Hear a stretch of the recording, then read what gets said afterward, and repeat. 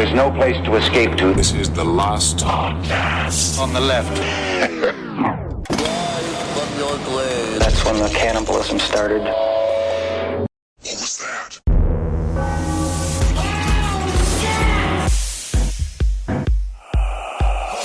La la la la la la la la la mwala la mwala mwala la mwala. I'm practicing. Yeah, you're practicing. Oh yeah. Oh, what a delight. Oh, Marcus, yes. what an interesting fact.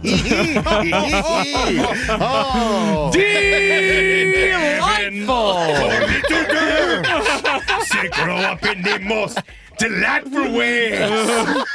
Take heaven for little girls. It's time to get it out now. Get it out. Get it out now, right at the beginning. Young girl, get out of my mind. My love for you is way out of line. You And- better run, girl. Jesus, what the hell is You're that from? much It's too Elvis. young, girl. Wow. No, he did that just in his house. Because Priscilla Presley was, what was it, 14 years old when he met her. Welcome to the last podcast on the left, ladies and gentlemen. My name's Marcus Parks. I'm here with the golden throat of podcasting, Henry Zabrowski. Hi, my name is Gary Puckett, and I sang the song Young Girl. Oh. And I died smiling. No one knew my crime. Oh, so that was Gary Puckett. Yeah, it was Gary Puckett. What was his band again? The Union Gap. That's Yeah, right. the Union That's Gap. right. Yeah. Stay out of that gap. And we have the last podcast on the left's resident safety expert, Ed Larson. How are you doing, Ed? I'm feeling all right. You know, I'm feeling great now and bad later. Young Girl. I'm feeling bad now because I've been spending day after day and hour after hour with the story of Jimmy Savile. We're here, part 2 of 3, and this is one of the longest scripts I have ever written. Yeah. I've been watching that Steve Coogan show.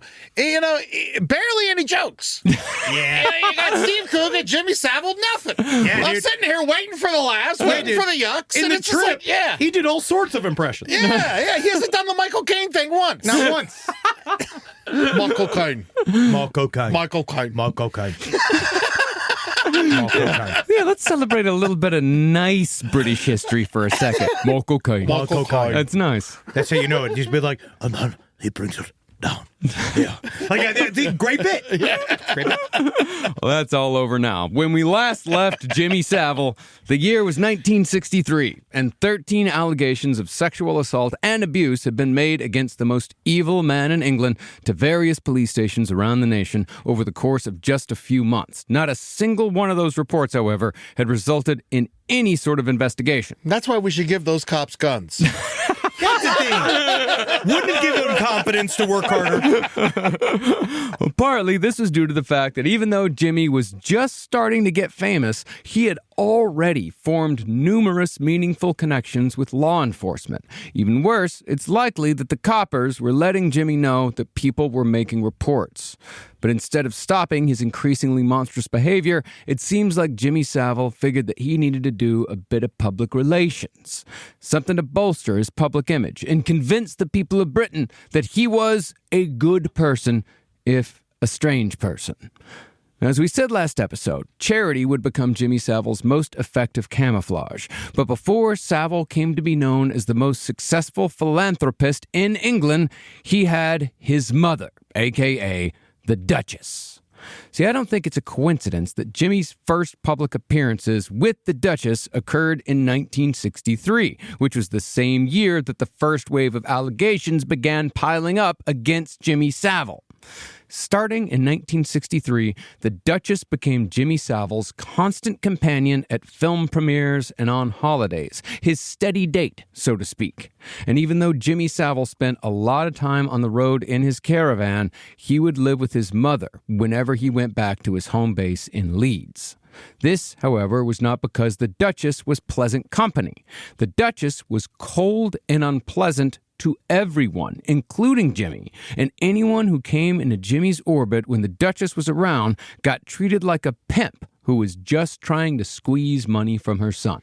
You know, it's so hard with momagers because they get so involved and they do ruin the whole crew. It ruins the set having them involved. But he says this in the psychiatrist chair interview. Like, he specifically says, I started bringing my mother around with me because nobody doubts a guy that brings his mother around. Yeah. And then he started like this is the key to Jimmy Savile, which you bring up later in the episode, is this idea of we all are safe to assume he's kidding. Yeah. Right, which is this thing that we're seeing right now with the president and all this kind of shit. But if there was one person that told you every single crime that he ever did, it's Jimmy Savile. Yep.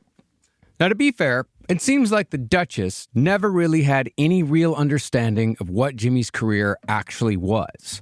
She never watched nor listened to any of his shows, and she never congratulated him for anything he did. Because she believed that show business was literally for, to use a term, for poofters and workers. You know what I mean? Like, she was one of those people that believed that it was, like, not real. Yeah.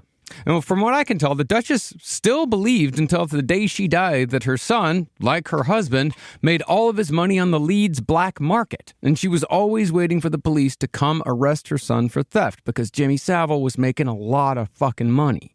But even though the Duchess was domineering, denigrating, and rejecting, Savile was still embarrassingly devoted to her. Jimmy would get up every Sunday morning and take his mother to Mass, kissing her hand in deference and draping his arm around her like she was more girlfriend than mother. As record executive Tony Calder put it was obvious that Savile could not have a serious relationship with any woman but his mother while she was still alive. But in the end, Jimmy's plan worked. He developed a reputation as a man who loved his mother, a good man. And his close relationship with the Duchess certainly helped stave off any rumors that cropped up regarding Jimmy's sexual crimes. I bet you he even stole that whole fucking tack from Liberace. Because Liberace, famously, you know, he was a bachelor and he lived in his homes and he only ever talked about his mother. But that was viewed as like, my mom, God bless her. Like, my mom was fucking like, because she'd be a great Duchess. Oh, yes. She wants this life. She wants this life. But she kind of like, the way she viewed Barry Manilow, right? Like, in her mind, homosexuals were if she liked you, much like Jimmy Savile, if she liked you as a man, you couldn't possibly be homosexual. Sure, even though Barry Manilow got his start playing gay bathhouses in New York with Bette Midler. Yeah. My mom was always like, hold on a second. I know, Eddie. Calm down. I don't think I could do this. Eddie, calm down. Eddie, calm down. The room. Yeah. Unfortunately. Ed, go outside, listen to the Divine Miss M, then come back and we'll talk. Yeah, listen, just know the guy who wrote Copacabana is married to a man. And I am still, I know. Man, that is low. Yeah, I know. But Barry, my mom was always like, he's a bachelor. He's the bachelor. And then the same thing with Liberace. She always was like, growing up, there was no idea. Like, yes, just likes candlesticks. Yes, he's covered in jewels and he's got it in an effeminate way. And it songs like this.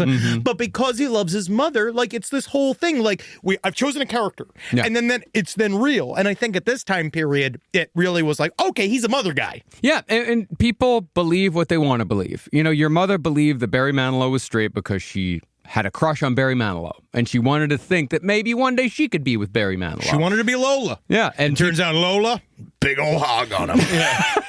It was so funny. When my mom got divorced from my father, she really thought that she was going to start dating Billy Joel. That's like on the, it might be towards delusion, like it might be towards true grief, but we'll, figure it out. But it works the same way with Jimmy Savile, is that people wanted to believe that Jimmy Savile was a good man, that there was a man in Britain who was charitable, who really only cared about helping other people, and was not an absolute monster. And he was like a toy that would go back in its cupboard, and then the cupboard would close, and he would and his penis would go away. Yep. Now, even though accusations of sexual misconduct had followed Jimmy Savile wherever he went from the moment he entered the entertainment industry, Savile was unfortunately incredibly good at his job. The British people found him entertaining, and he had an innate understanding of what teenagers like to see and what they like to hear. And so a BBC producer contacted Jimmy Savile in late 1963 about being a presenter on the first episode of a music countdown show called Top of the Pops that was aimed directly at British teens. Now, it really can't be overstated just how big of a cultural impact the Top of the Pops had on not just the UK, but on the entire Western world. Performances made by both British and American artists on Top of the Pops could be cultural watersheds, and the show itself remained relevant for decades, well into the 1990s, and it started in 1964. I mean, just a few examples of some of the great performances. David Bowie brought glam rock to the masses when he performed Starman on Top of the Pops in 1972. When he draped his arm around Mick Ronson, it changed the way people thought about male relationships in the UK. And he never did anything wrong. Not a single. Boy George Never did anything wrong. Boy George just kept that one man hostage in his basement, but that had nothing to do with the music, Eddie. Well, he pushed the boundaries of gender when Culture Club made their debut on Top of the Pops 10 years after David Bowie. Hell, even the Spice Girls, who I will legitimately defend as an important pop group, they broke through on Top of the Pops. That was Incredible. where they got famous. Incredible artists. Gary Yeah. Glitter, Michael Jackson. Yeah. So many crazy artists were in the Top of the Pops, man. Did you hear when the Spice Girls back on tour, they had Baby Spice had to change her name Oh, yeah? to Old Spice. Oh, cute. You can save it. Yeah, save it for the road, Eddie. But lurking in the background of the hundreds of incredible performances that influenced generation after generation of British musicians was Jimmy Savile. And Jimmy perverted one of mankind's greatest accomplishments, musical expression, to constantly feed his most carnal desires. I just can't believe Carson Daly wasn't the rapist. You know why? Honestly, I feel like when it comes to why Carson Daly wasn't, the hair. Yeah, he's attractive. Wrong hair. Yeah. Wrong hair. Wrong hair. Now, the first episode of Top of the Pops aired on New Year's Day, 1964, with Jimmy Savile as the host. The show was an immediate hit. It ran for 42 years and had an average viewership of 15 million people a week. It didn't lose cultural relevance until the 2000s. But in the process, Jimmy Savile made household names out of bands, and he broke countless careers, all while he made himself perhaps the most well-known household name of all, at least within the UK. In other words, Jimmy Savile was attaching himself to pleasure, to joy, ensuring that everyone who watched Top of the Pops associated him with the incredible feelings we get when we hear something new and exciting. Savile, however, was not the only host. Top of the Pops had a rotating team of 4 presenters, including Jimmy Savile. But while all 4 hosts were approaching their 40th birthday when the first episode aired in 1964, Jimmy Savile was the one who presented himself as much younger. While the other hosts dressed and groomed themselves appropriately for their age, according to the standards of the time, suits and well-groomed hair, Jimmy Savile, at 38 years old, did everything he could to attract attention and set himself apart as, quote, the world's oldest teenager. That's how he liked to refer to himself. And the other hosts took note. Yes. Savile would appear on camera without explanation, dressed as a Roman legionnaire or a pharaoh. He liked to wear costumes. Sometimes he'd wear a suit adorned with real bananas or a hat covered in flashing lights. His hair was also longer than most of the acts, male or female, and he bleached and straightened his hair to make himself look even more bizarre and even more clownish. It's almost like his job was boring and he had to dress like that so people would remember who he was. Yeah. You know, I also think that he understood about creating a unique, iconoclastic image. He did. That would make people believe that when you're meeting him, you're meeting Ronald McDonald. Yeah. And he liked being recognized in public. Oh, it's his whole thing. It's the way the whole fucking gig worked. He was so addicted to being recognized in public that they said anytime he was outside of the UK, he was like a scared little boy. He was afraid because nobody knew who he was, and he needed people to know who he was. Yeah, if he came to America, he's just a creepy fucking old man. Yeah, that's what he was when he came to America. They knew who he was at the Vatican. They know a lot of guys over there. It's a real boys club over there, if you notice. Now, both the British audiences and the people at the BBC agreed that Jimmy Savile looked odd. But when it came to his bosses at the Beeb, Savile was also, even though he looked incredibly strange, he was also the most professional of all the presenters. He was the one that the producers didn't have to watch or tell what to do. Where every other host had to be briefed by a producer before every taping, Savile could go on air without so much as a word. And the man in charge at Top of the Pops at the BBC came to, as he put it, believe in Jimmy Savile. Savile was trusted, and the freedom earned by his competence was twisted into something evil almost immediately. Now, I'm going to say this as an executive producer. We don't work. There's work here and there's work to do, obviously. Yeah, but producer with no executive in front, that's the person who works. Quite a bit of work. Almost as hard as the co-producer. Yes. And I think that they look at Jimmy Savile, and when they could see somebody that they don't have to lead by the hand, it's very easy to do. He was a natural. Yeah, he was. Did he host it all the way till the show's end, or No, he was the one of the fourth. I can't remember what year he stopped presenting on it. I mean, it's because at one point he just looked too old. Yeah, he was like frightening. Yeah, he's like already, he's already in his late 30s when the show starts. I mean, you can't have a show like this that's aimed at teenagers. You can't have a 50, 60-year-old man coming on stage. He appeared in the very last episode of Top of the Pops. I do know that. He hosted the very last episode. Okay. He came back. Now, while Jimmy Savile's reputation as a professional followed him to Top of the Pops, so too did his reputation for having an insatiable desire to have sex with as many young girls as possible. Making Savile the host of a show with a live teenage audience was putting the proverbial cat amongst the pigeons, because considering how many massively popular bands and artists were constantly performing on Top of the Pops, I mean, the Beatles were there all the time, the Rolling Stones were there. There was no shortage of prey for Jimmy Savile. Reportedly, from nearly the beginning, Savile would find a teenage girl from the live studio audience and disappear from the set for 20 minutes into a private room. Once out of sight, Savile, acting off an almost automatic compulsion, would pull down his pants and rape the girl, who was often too shocked or frightened to react.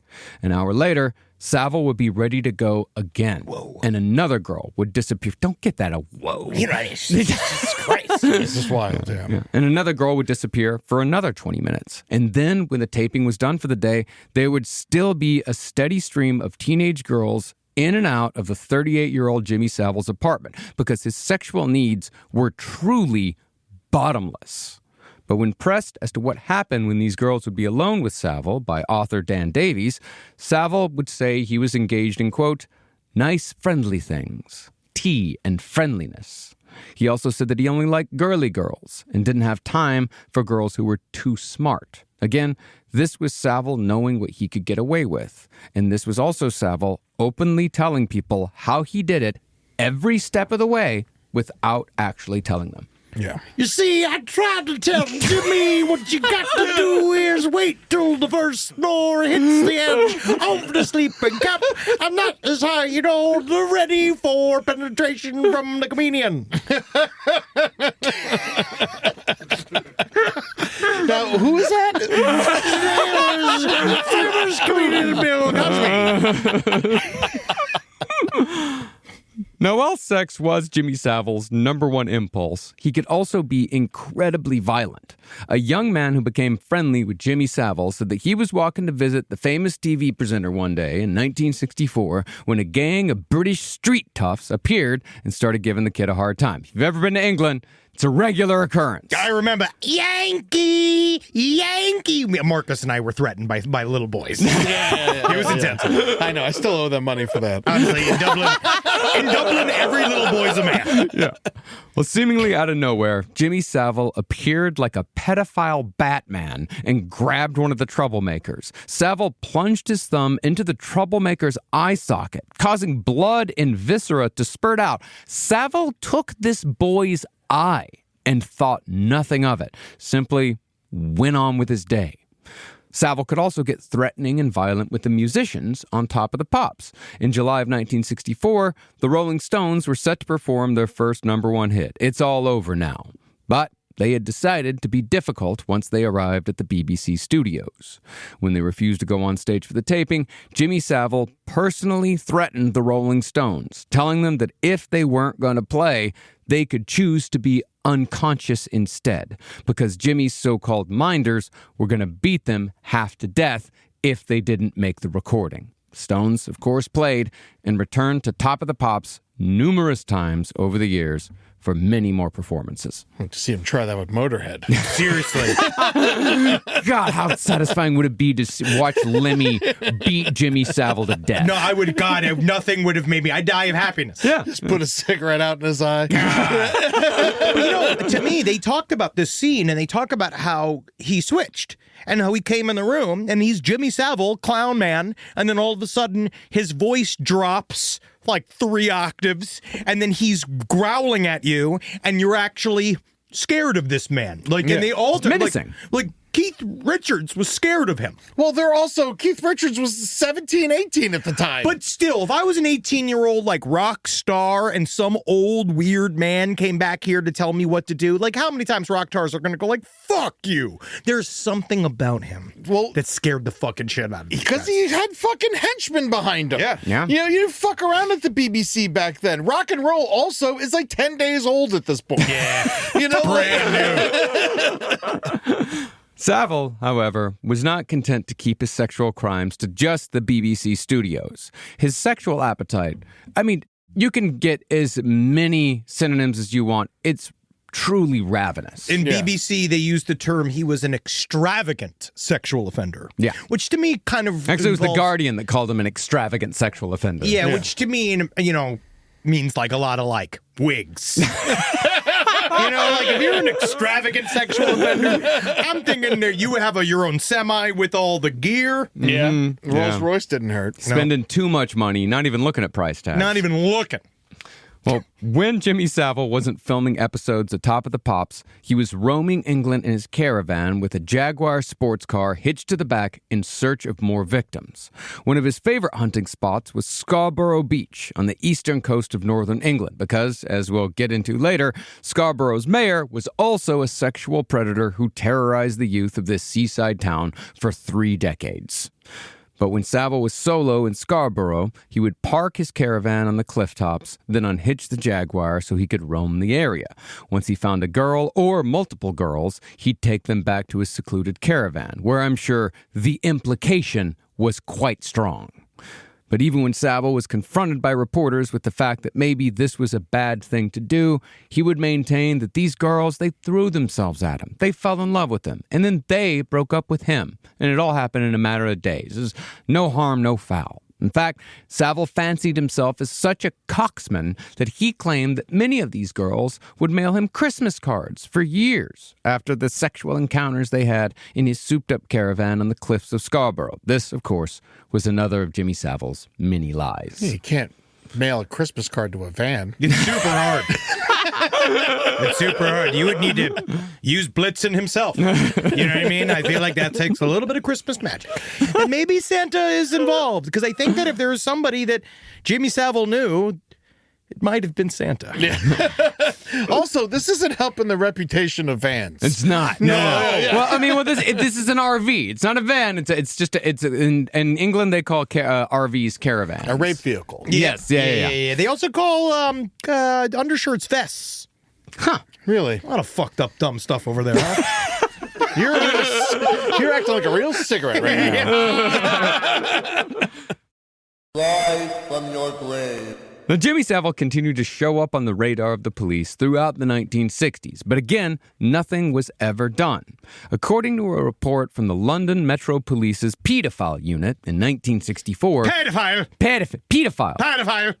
They just call him pedophile. You're a pedophile! He's doing the Irish one. I see him now! Well, we'll get into that on the next episode when we talk about Lord Mountbatten. Oh, can't wait for him. God, why do they all have like rape built into their names? Like Jimmy Savile, Mountbatten. Yeah, exactly. Well, according to this report, an investigation occurred in which police discovered that there was a house in Battersea where several girls and a young boy were being pimped out by 3 men.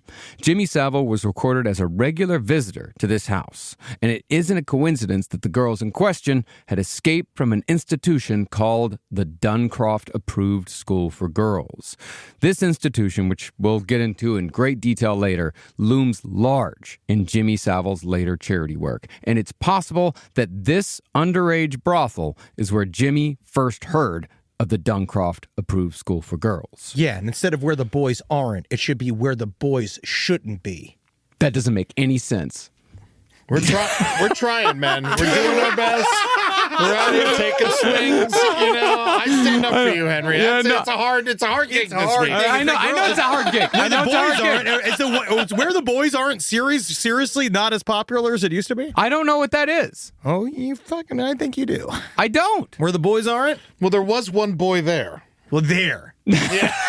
Not where I'm talking about. It's pornography, Marcus. Oh, it's fucking pornography. It's pornography. Okay, I got it. I get it.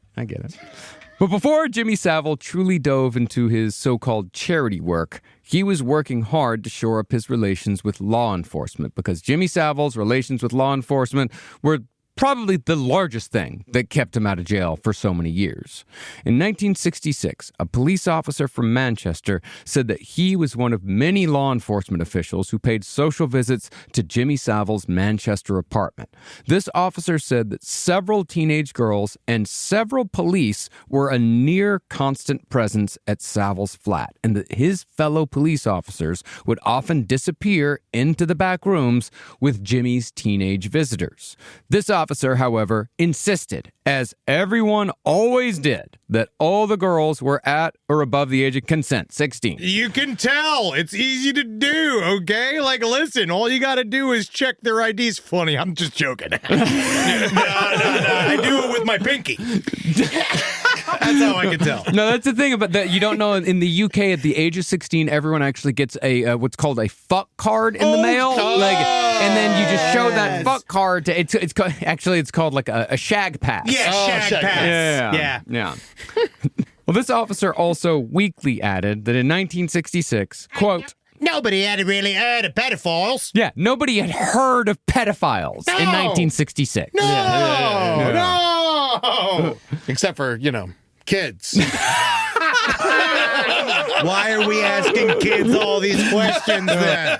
But this was bullshit. I mean, there were multiple police departments in England that had established pedophile units years earlier. Yeah, now pedophile unit isn't just them hanging out. You know what I mean? No, they're looking for it. Yeah, Savile had his own pedophile unit. His penis. Yeah. He also had his own group, but we'll get to that next episode.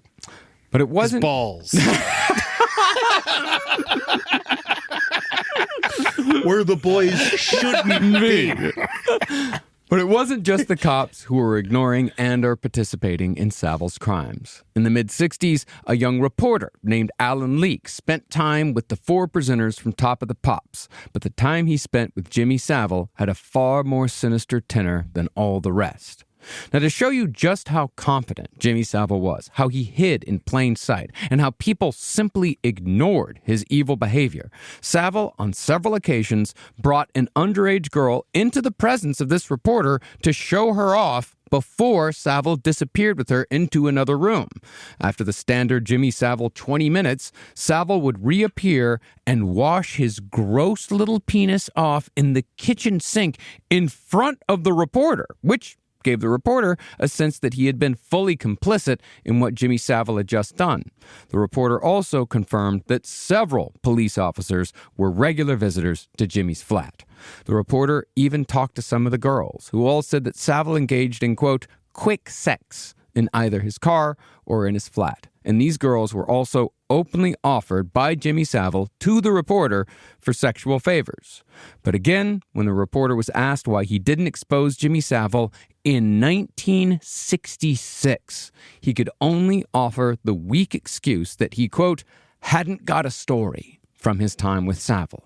Perhaps the reporter bought into Savile's claims that the girls were always making up lies about Savile to get attention, that they were always lying that he'd gotten them pregnant, even though he claimed to be sterile, which he wasn't.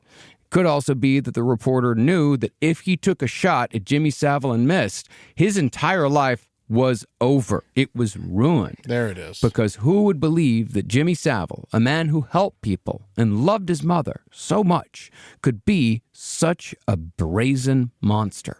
Just decided that's above my pay grade. Yeah. That's literally what he decided. He watched all this and he was like, this is so institutionalized. I'm fucked. Yeah, there's nothing I can do about it. There's all these police officers here. Yeah. He's openly washing his dick in front of me. Yeah. I'm now a criminal. Yeah. Yeah. I'm one now. Now, reporters and cops weren't Savile's only enablers in his crimes. Savile would actually employ people to assist him in his sexual misdeeds. Men like Dave Eager. Another bad name. Bad name. Yeah. My name's Rodney Kidfucker. Yeah, you wouldn't have guessed. Honestly, the name comes from a long line of Swedish Kidfuckers. Yes, the Kidfucker line. Just to stay cold, we would have 12 children and we'd murder them through the winter. We'd kill them, we'd fuck them and kill them throughout the winter in order to stay warm and eat them. Yeah, so I'm a kid fucker. I'm a kid fucker. Now I'm a radio DJ. How you doing? I'm Herman and the Hermit's manager. Yeah, nice to meet you. Well, Dave Eager was groomed as a DJ and an assistant to Jimmy Savile in the mid-1960s. Eager was paid £10 a week to go through Jimmy's fan mail to find teenage girls for Jimmy to contact and rape. Additionally, Eager would make sure that the newspapers knew that all of the girls that Jimmy was having sex with were of legal age. That was part of his job. And that's, of course, when many of these girls were not of legal age.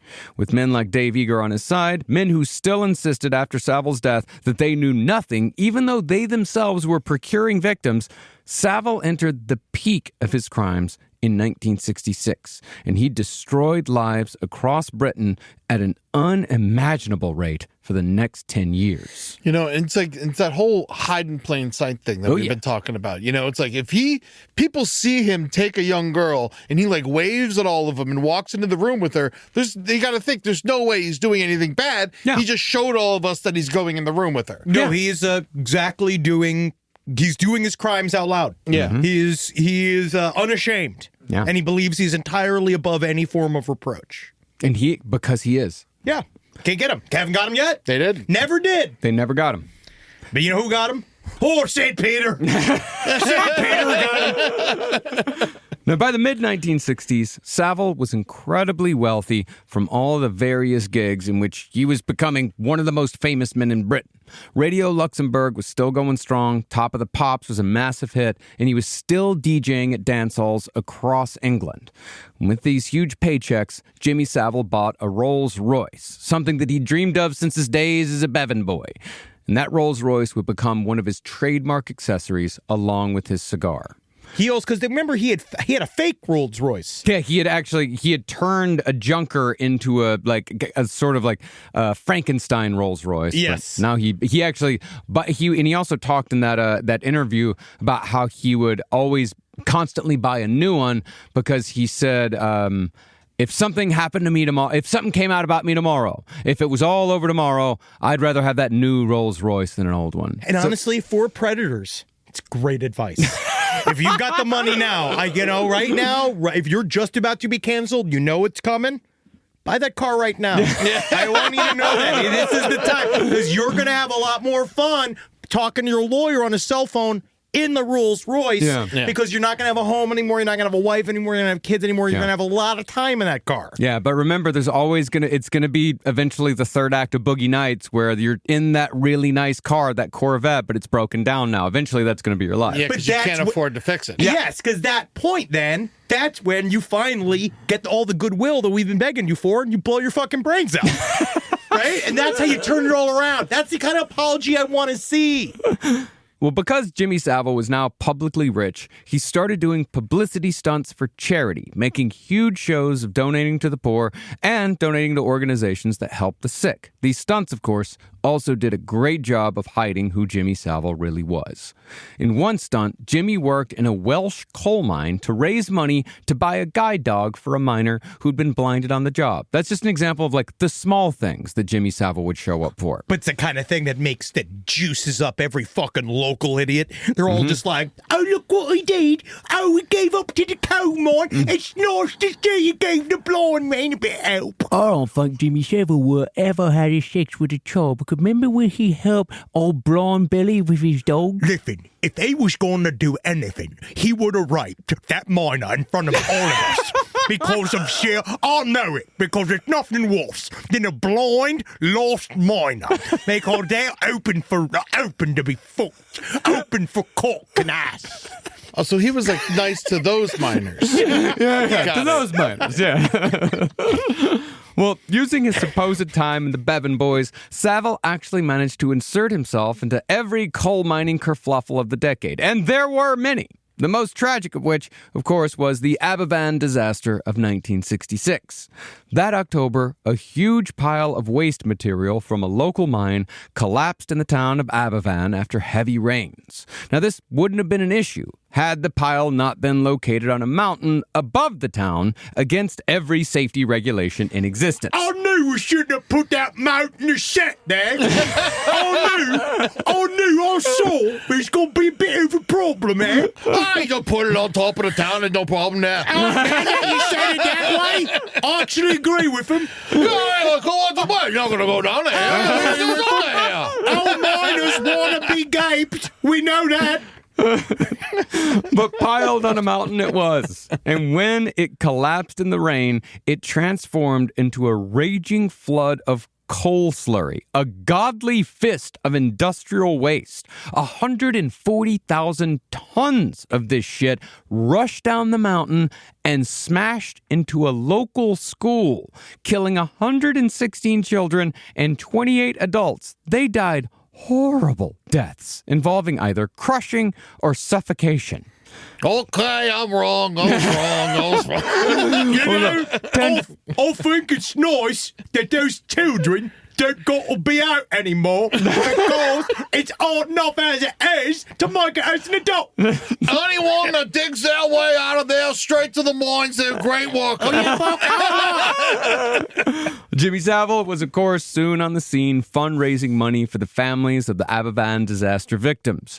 And since he was a former coal miner himself, Savile's efforts made him even more of a working-class saint in the eyes of the British people. He was always very, very good at attaching himself to something that was very emotional.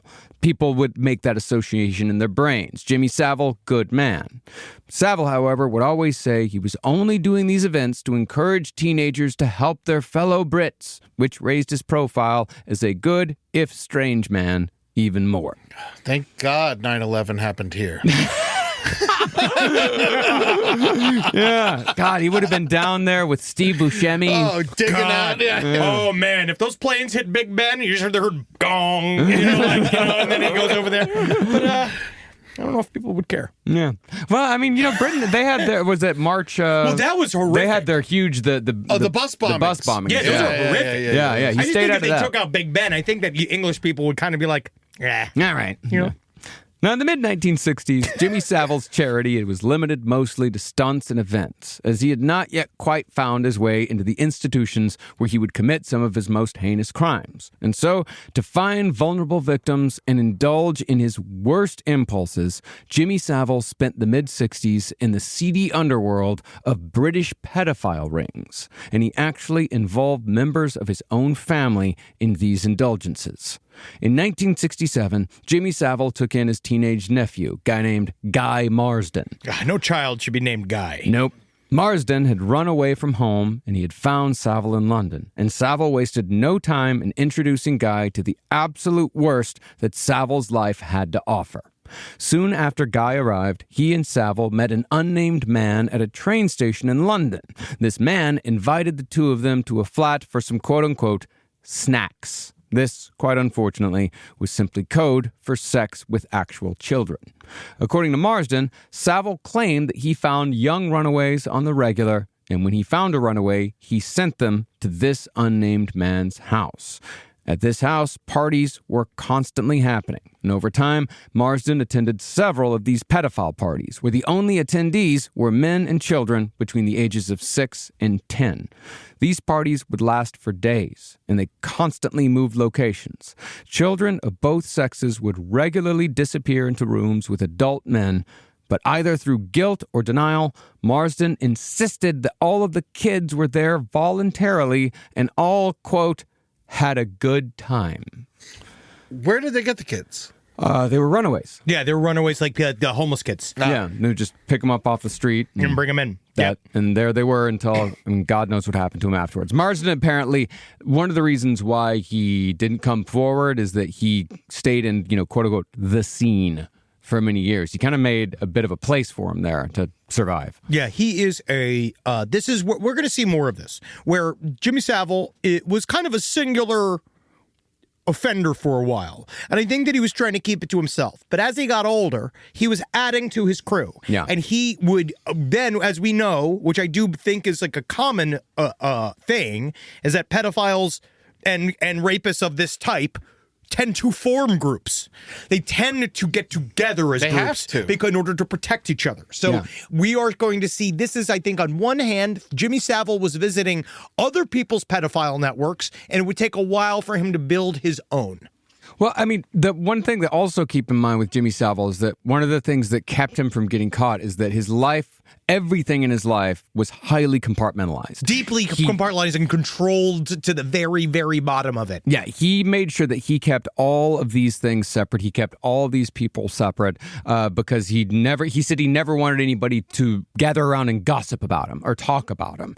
And it of course, worked. and it worked. It kept it's a control tactic. If you isolate somebody, you can control the entire narrative. If you let them talk to other people, then they might figure out that what's going on is really fucked up. Yeah, and it's also like you're so brazen with your assaults that no one's going to believe that you would actually do that. Yeah. Yeah.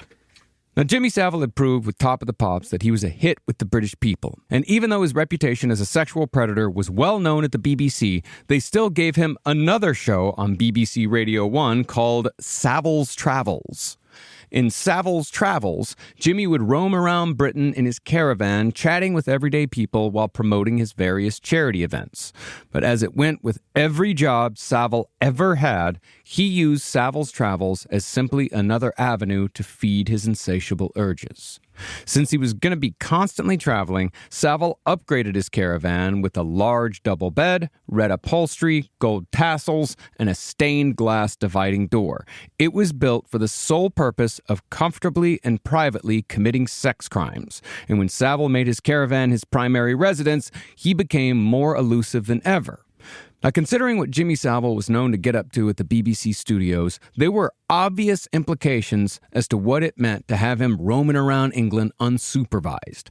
Nobody at the BBC, however, even tried keeping tabs on Jimmy Savile. As long as he showed up where he was supposed to and kept delivering ratings, the BBC was criminally hands-off when it came to their top presenter. In the TV show, the Steve Coogan show that I'm watching on all this, they would highlight Savile Travels, but it would be like, I don't know if this is true or they dramatize this, but he would like rape somebody and then interview them and put it on the show. Yeah. Oh, yeah. And they'd be like, oh, she sounds nervous. It's so cute.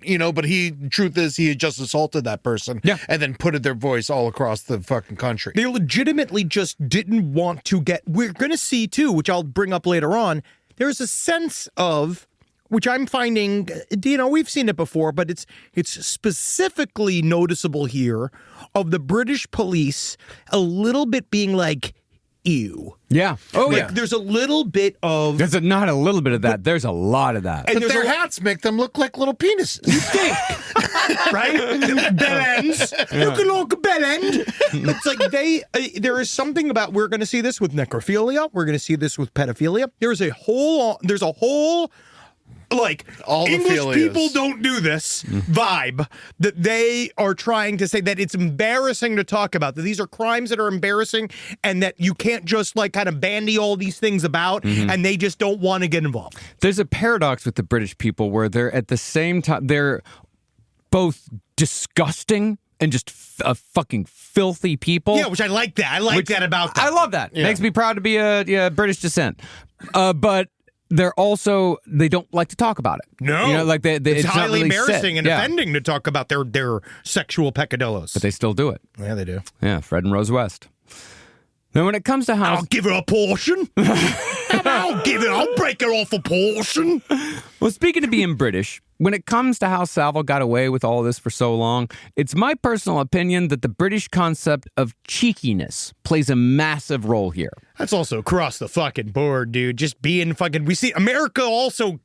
We really defined that. It's just a joke. Oh, yeah, He's just it's kidding. funny. People can wave off all manner of horrible things by calling it cheeky. Locker room talk, as it's been said here in America. Yeah. And Jimmy Savile figured out in the late 60s just how effective cheek could be in obfuscating his true goals. For example, in 1967, Jimmy Savile was invited to be the guest of honor at an event in the civil parish of Otley in Leeds. Savile was invited by the mayor himself, Ronnie Duncan. But Ronnie Duncan. You know what he's Duncan. But Jimmy Savile agreed to this event under 6 conditions. That's a lot of conditions. But these conditions eventually became standard for most Jimmy Savile appearances. You might call it Jimmy Savile's rider. Yeah. First, Jimmy Savile's fee of £200 should be donated to a local charity. Great. Nice. Second, Savile was to be given a tent in the local park where he would sleep every night. Okay. Third, Savile demanded a so-called honor guard of 6 teenage girls to, quote, keep him safe at the campsite overnight. Can I just put my head in here? I do believe that right there, that's an obvious no. I just feel like that might be a bit overreach. Mrs. Savile. But he wanted them all to have red flags and be waving them. Yeah. And he put it, I think he purposefully put that as the third condition. It's right in the middle. Fourth, Savile demanded a special tour of Otley Hospital, and a painting of the hospital had to be made and honorably presented to Jimmy Savile. And finally, Savile requested all the cigars and matches he desired, along with an ashtray. He's also quite a lover of fake awards and fake honoraries. Loves it. That is one of his favorite things in the world, is for people to give him things. Now, the obvious standout on his rider is, of course, the 6 girls. But while some of the council members in Otley were apprehensive when they heard this... Oh, dear. We only have 4 extra girls. That's the sound of every British person covering up crimes of this entire series. Obviously. I mean,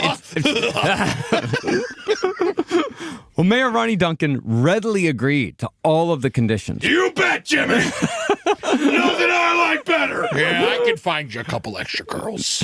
Because, the appearance of Jimmy Savile at a civic event guaranteed record numbers. In fact, the 6 girls provided to Jimmy Savile as his honor guard were all daughters of local counselors and businessmen. And they're these fat fucks. They all do the same. They're all like, "Hey, can I have more, doctor?" Yeah. Roll that. Now go kiss him. Yeah. Go kiss Mr. Savile. You know how much of that is shit? How many times? Oh, yeah. At Disney, I was forced to kiss Aladdin. What? Aladdin? Go give Aladdin a kiss. Go give Aladdin a kiss? Yeah. Why did you have to go give Aladdin a kiss? Out of everybody, Aladdin. Go give Aladdin. Go tell Aladdin you love him. I was always I kissed Smee. Smee is a wonderful. Now Smee needs a kiss. A grateful kisser. A generous lover, as they say. Smee is. Decades later, one of those girls from Otley told her story, and it was just as harrowing as you could imagine. That night, Jimmy plied the girls with vodka, but stayed sober himself, as he always did. Then he, quote-unquote, tried it on with each girl in the tent. Now, this woman refused to elaborate as to what tried it on meant, but she did call Savile a disgusting old man and a pervert. In addition, a group of boys from the local rugby club shot out Savile's lamps at the campsite with air rifles. So Jimmy lost it and got into an actual physical altercation with a bunch of teenagers. He's about 39-40 at this point. As the witness put it, Savile was violent that night. Really nasty when he turned. Scary. And this, amongst all the other stories we've told, is why we're pretty sure that Jimmy Savile probably killed someone at some point in his life. In his defense, a bunch of rugby teenagers, I mean, you just want to fight them. I mean, A rugby club just does inspire violence. Yes. Being a 40-year-old man trying to attack me while I'm trying to have sex with these little girls in my van, and you interrupt me? You're getting a fucking shellac. That's for fucking certain. That's a scrummy thing to do. I got a lot of work going on. Are you any idea how hard it was to groom these children? Now, concerning murder, Jimmy Savile may have simply gone too far on occasion and had accidentally killed someone. He may have ordered one of his many goons to kill someone who was inconvenient, or he may have just tried it on once or twice just to see what it felt like. At the very least, we do know that he is responsible for many deaths by suicide that came as a result of his actions. But as far as why he didn't cross the line into serial killing, I think it's because disposing of a body was far too much of a hassle. It's a guaranteed investigation. And Savile's guiding principle, remember, was to only do what he knew he could get away with. But more than anything, I think Savile was sort of like David Parker Ray, the toy box killer. While Ray certainly committed a lot of murders, he also let a lot of women go. Because he, like Jimmy Savile, got a charge out of knowing that his victims had to live with what he had done. I think Jimmy Savile reveled in the trauma he caused, just like he relished the memory of finding the severed hand after the Nazi bombing raid he survived when he was a young boy. Well, his main concern was rape. And I think that he got enough of it to not have to worry about covering up his crimes, like in a way. I think that he would kill. I think if he killed somebody, he killed another man. I think he probably killed another man or a child accidentally. Because I actually think that weirdly he's too much of a, and this is a horrific statement, he's too much of a pussy to murder. Like, I don't think he's there to murder all the time. I think he's legitimately he would want his goons to do it. Yeah, he had people to do it for him. Why would he do it? Old Jim the Pill, whatever the fuck Jim the Pill did. Yeah. Bad. Yeah. I think that it's likely he murdered a child. And during one of those, the rings that he was in the 60s. Like, yeah, they didn't just let those kids go. No, they did not. No. Now, Jimmy Savile had learned by this point that people would let him do whatever he wanted just so long as he was able to claim that it was all for charity. And so Jimmy Savile began demanding tours of local hospitals when he attended an event or when he was taping a segment for his BBC Radio 1 show, Savile's Travels. See, Jimmy Savile had discovered during his work at the Leeds General Infirmary that hospitals could provide him with a captive audience and a vulnerable victim pool. But this wasn't the only reason behind his tactical evolution. See, by the mid to late 60s, Jimmy's age was starting to show. Savile hit 40 years old in 1966, and his act wasn't quite as cute as it had once been in the eyes of many teenage girls. Yeah, because he's a fucking ghoul. Yeah. So, to continue fulfilling his twisted desires, he pivoted to environments where his victims were confined to a bed, completely captive, or easily manipulated. And so, by the end of the 60s, Jimmy Savile had crafted an image of himself as a champion for the sick and disabled, the consummate volunteer, Savile the social worker, they called him. He was a role model for Brits, young and old. But in reality, Jimmy Savile was, as one former victim put it, simply positioning himself to use the UK's National Health Service hospitals and facilities as his own personal pedophile sweet shops. Gross, Marcus. I didn't say it. You're disgusting. You actually did say it. I didn't originate you it. just say it. I didn't originate it. You didn't originate. I never heard pedophile sweet shops before. One of his former victims said it. Oh, okay. I just said that. Honestly, I don't think... One former victim put it that way. We're coming at sweet shops hard. Yeah. Okay? And listen, it's not just pedophiles. Sometimes it's big fat guys. Yeah. We like sweet shops. I love sweet shops. It's just skinny guys love sweet shops. I know too. you do. I know you do. This puts like a whole new meaning to you can't have your pudding until you have your meat. You can't have your pudding till you have your meat. That's fucking, now I'm very upset. Yeah. Hey, you did it to yourself. Do you think that that's what they were talking about? No. Maybe. Pudding being... Pudding is pudding is different in UK. Yeah. Pudding is a steamed dessert. Oh, I'm sorry. I forgot who I was with. It's not a cum allegory in UK. Yeah. It's more cakeish. It's a cake. It's like a steamed bun. Yeah. Well, now I want some. See, and that's what I turned it right back around. Yeah, next time we go to England, if they allow us in, we'll take you out for a great pudding. Oh, wow. Toffee. We'll get you some toffee pudding. Toffee pudding? You're going to love it. You'll like it.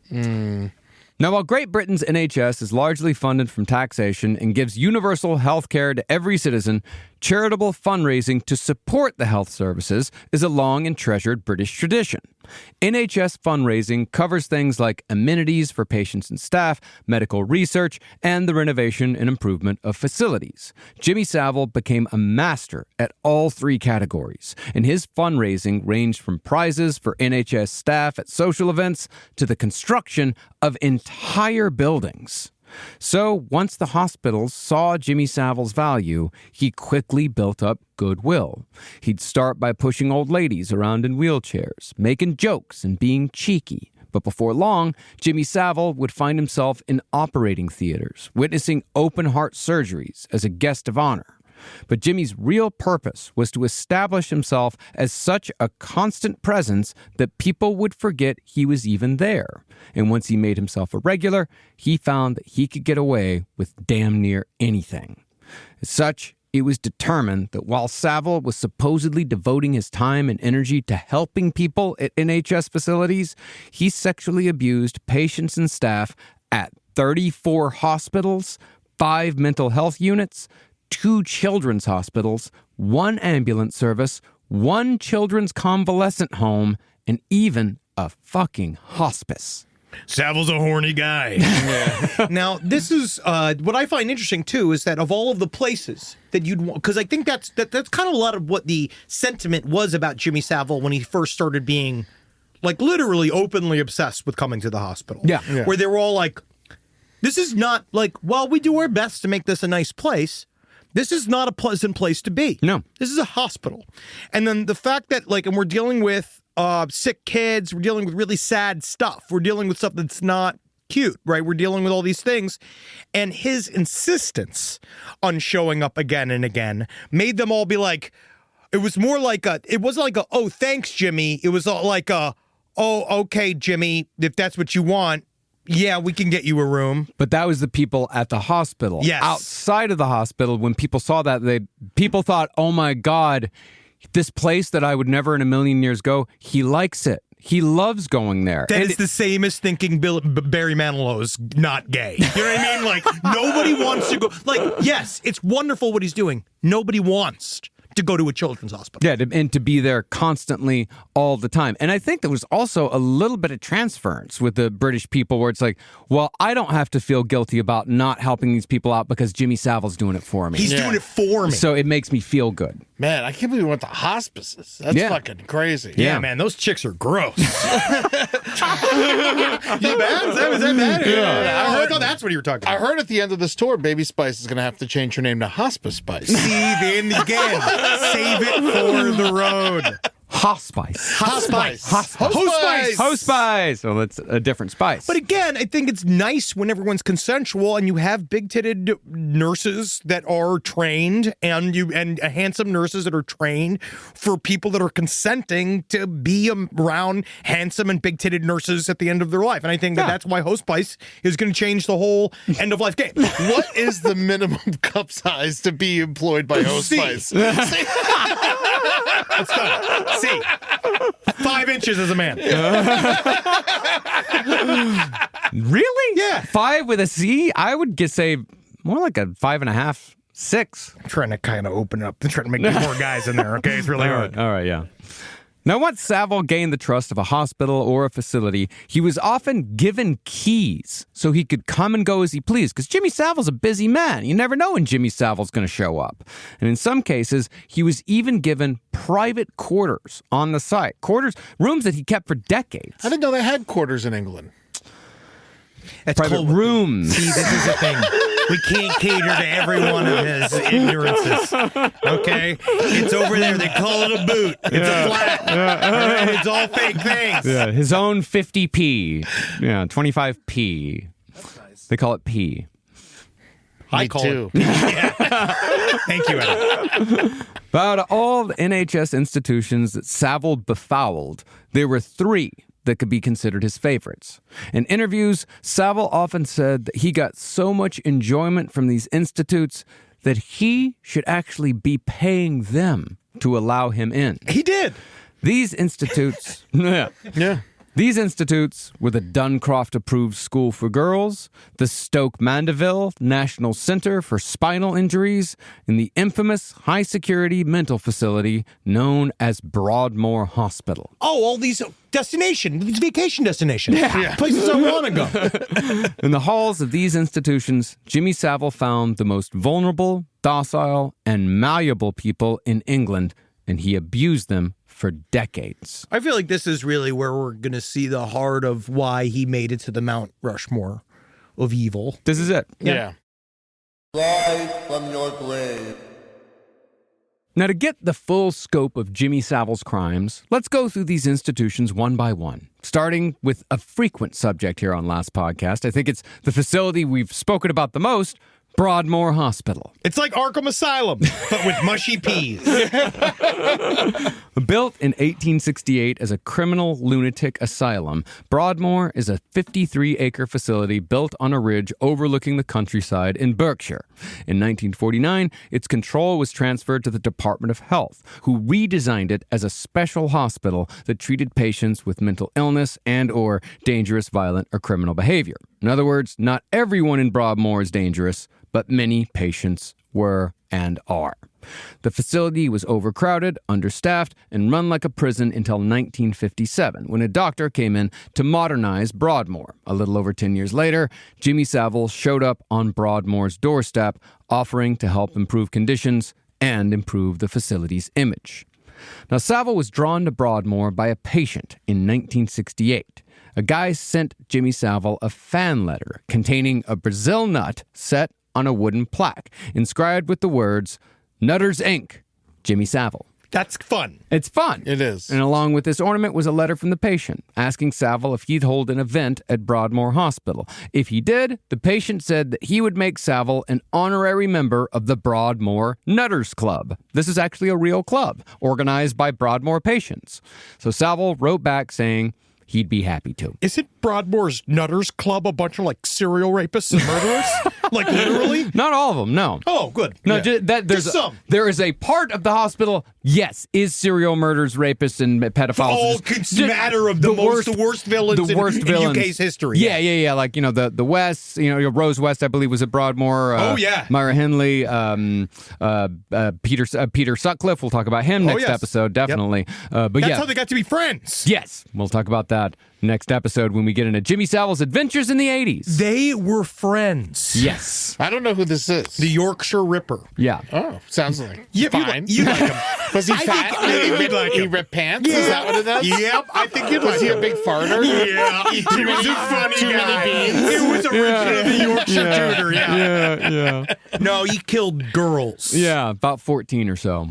14-year-old girls or 14 girls? 14 get 'em all girls. in I there. believe one of them was pretty young. Interesting fact, the drummer from Joy Division was actually questioned as a possible suspect in the Yorkshire Ripper case because he drove a van that was very similar to Peter Sutcliffe's. That's why they're so sad. It's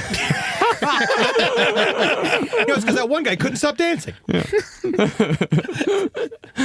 Well, the event at Broadmoor, Jimmy Savile's first event at Broadmoor, it was a huge success. Oh. And because Jimmy always had an instinct for opportunity, he immediately asked if he could stay later on in the evening to entertain the staff. And Jimmy Savile ended up sleeping on the premises. Which is just like, it's just like you're going to go and you like Broadmoor. Yeah. The mental hospital. And Jimmy, there are some people who truly do enjoy this type of work, but Yeah. it's work. But to be like, oh, I'm staying overnight. You know what I mean? Like, oh, we're having a sleepover, y'all. Like, that's a lot. Well, Jimmy established himself in Broadmoor literally overnight, and he quickly got to the business of turning Broadmoor into one of his many sexual playgrounds where he would abuse the mentally ill for his own pleasure. Now, Savile was soon bestowed the title of Honorary Assistant Entertainments Officer at Broadmoor, and he was given unrestricted access to ward areas even within the secure perimeter. He had all the same access as the head of the facility. Savile established a regular presence at Broadmoor by putting on concerts or disco nights every Thursday evening, and he was allowed unrestricted and unsupervised access to chat with whatever patient he wanted anytime he wanted to do so. On the days that he would film an episode of Top of the Pops, Savile would immediately drive to Broadmoor after the taping. And in Broadmoor, in the TV room, he would watch the episode with Broadmoor's psychiatric patients. Sometimes he'd even bring guests from Top of the Pops with him, or dancers from the show. One time, the popular go-go group Pan's People, he brought them to Broadmoor once. Pan's People? Extraordinarily popular. Their Wikipedia page is so incredibly long. It's insane how much information there is about Pan's People out there. All-female dance troupe, famous for their residency on the Top of the Pops. They were just, they were hot chicks. Yeah. Yeah. Oh, okay. Yeah, it's like taking the Dallas Cowboys cheerleaders to the mental hospital. Yeah. That is an extremely long Wikipedia page. Why? Why is this so long? Because how do they have so many credits? People love them. Yeah, British people get really obsessed about things like this. I get it. Well, once Savile established himself completely at Broadmoor, he began taking patients out for rides in his Rolls Royce, where he would, of course, sexually assault them. Despite the fact that Broadmoor was a high-security facility, Savile even snuck some of the younger patients out to see tapings of his TV shows. And those patients would, of course, be assaulted at BBC studios. He also had a specific ability, which I think goes with a lot of predators, where they can sniff out people that have been predated before. And I think that a lot of this too is the reason why he would also go into these spaces of people that have also they either have problems, come from institutionalized problems, come from family problems, that he can do the thing where he can do the thing that pedophiles and predators do and say, this is me loving you. Yes. Yeah, he knew how to do it. And, and also, he knew that he could just tell these patients, like, we're not supposed to be doing this right now. You're not supposed to be outside of the facility. You're not supposed to be, I'm sneaking you out. And so if they say like, hey, this guy raped me, they would also be telling on themselves. Not just that, when they get back, the other patients there would be like, yo, you're so lucky for going. Perhaps. I got to say, I do wish I could have been driving when I was doing it, but Tesla cars didn't come out yet with the self-driving option. Now, Savile had total access to Broadmoor from 1968 until 2004. And while the Department of Health found only 11 allegations of sexual abuse reported by patients... Still only 11. Only 11. But between 1968 and 2004, I mean, the real number is certainly triple, quadruple, hundreds. 10 times. 10 times. It is like literally he was doing it for decades with impunity as a group. Yeah, they wouldn't write it down when people would complain. Yeah. But for Savile, Broadmoor wasn't just about his own physical gratification. He was also learning, teaching, and commiserating with other men who shared his predilections. According to a psychiatric nurse who worked at Broadmoor for 30 years, the pedophile patients gravitated towards Jimmy Savile whenever he was there, and they often had long, private conversations. It's almost like they had workshops. Dude, again, this is a thing that happens with pedophiles. Yeah. This happens. They sense it. And they get together, and they strategize. And then this is a thing that, like, they all said this, is that they would find him. They'd be like, Jimmy Savile would go missing. Famous man in the world. And he's hanging out with a bunch of pedophiles around him in a circle, holding court and talking to all of them seriously, like talking to them closer than he would talk to the patients and close to the staff. Yeah. And they're all like, but they'd all go like, no, actually, no, they wouldn't. Like the staff knew there was something wrong with him. Yeah, I mean, how could you not? Yeah, like the nurse that told that story. They said that they long considered Jimmy Savile, as did many of his colleagues, to be a man with a severe personality disorder and a man who had an obvious liking for children. But because Savile had charmed the administration and because he was good press, no restrictions were ever put on Savile's visits. Because that's the thing. He wasn't just assaulting patients. He was assaulting staff in these hospitals as well. Whatever he could get away with. And the administration was always turning a blind eye. He was raising millions in the 60s and 70s for these places. Well, the thing is that once he's in, right, then he can do really whatever the fuck he wants. Because if they start coming, sniffing around and investigating, guess who gets on the hook? Yeah, Jimmy Savile. The fucking hospital. Yeah. So it's like the hospital goes on the hook, which is the thing that they do. Like, you gave him keys? Yeah, like literally. Yeah. Like, everybody's fucked. Yeah. He has now come in. He has polluted this place like a fucking cancer, and now you can't get him out. It's all about the complicity. Yeah. You know? He implicates everyone there. Yeah, and because of that, his access was truly unlimited at Broadmoor. Until the 1980s, at this hospital, all female patients had to strip naked for their baths under staff supervision. Savile was not only invited to attend bath time, but he often did so while making inappropriate remarks about the patients' bodies. I guess he was allowed to be in there as long as he was in roast mode. Yeah. They're like, well, as long as you're making fun of the mentally ill, that's fine, because we're all trying to laugh as well. So do they bathe them clothed now? No, they just don't make them undress in front of staff. Yeah, they don't wash them like a bunch of barn animals in front of everybody. Yeah, they decide, they cut, they're trying, Yeah. Eddie. What'd they do with all the hoses? Donate them to the local car wash. Yeah, dude, I hope they did. Yeah. I hope they did. But perhaps even worse than Jimmy's exploits at Broadmoor, which we'll explore further in the last episode, Yay! was what Jimmy Savile got up to at Broadmoor's sister facility, Rampton Psychiatric Hospital. Patients at Rampton were all mentally disabled, or in Jimmy Savile's parlance, subnormal. These patients were naturally drawn to Savile's clownish appearance and demeanor. And while none of these patients reported abuse, most of them didn't even have the ability to express that they had suffered abuse. Several of the staff at Rampton confirmed that Savile had unlimited, unsupervised access to Rampton patients for decades. Now, as if preying on the mentally ill and the mentally disabled wasn't bad enough, It's not. the second. I'm still on Jimmy's side. Yeah, this is the Mount Rushmore of email. We're gonna need to ramp this up. Unfortunately. We're gonna need to ramp this up a little bit. Well, the second of Jimmy's three favorite facilities was the National Spinal Injury Center at Stoke Mandeville. Many of the patients there were paralyzed either temporarily or permanently, and investigations found that Savile abused at least 63 people connected to Stoke Mandeville over the decades he spent there, although the real number, again, is certainly far, far, far higher. Savile wormed his way into Stoke Mandeville in 1968 while making an episode of Savile's Travels. And even before he began taping the episode, he digitally penetrated a young patient's vagina after asking her to come sit in his lap. He got away with it, so Savile knew that he had found another playground. Stoke Mandeville is where Savile infamously volunteered as an overnight porter, transporting both the living and the dead in the middle of the night when no one else was watching. According to several staff, Savile was creepy and particularly loved taking bodies to the mortuary. Here, of course, is where we get into the necrophilia. Oh, yeah, we do. Now, Jimmy Savile gave an interview in the early 70s in which he revealed why he loved working at hospitals, and specifically why he loved working at the morgue.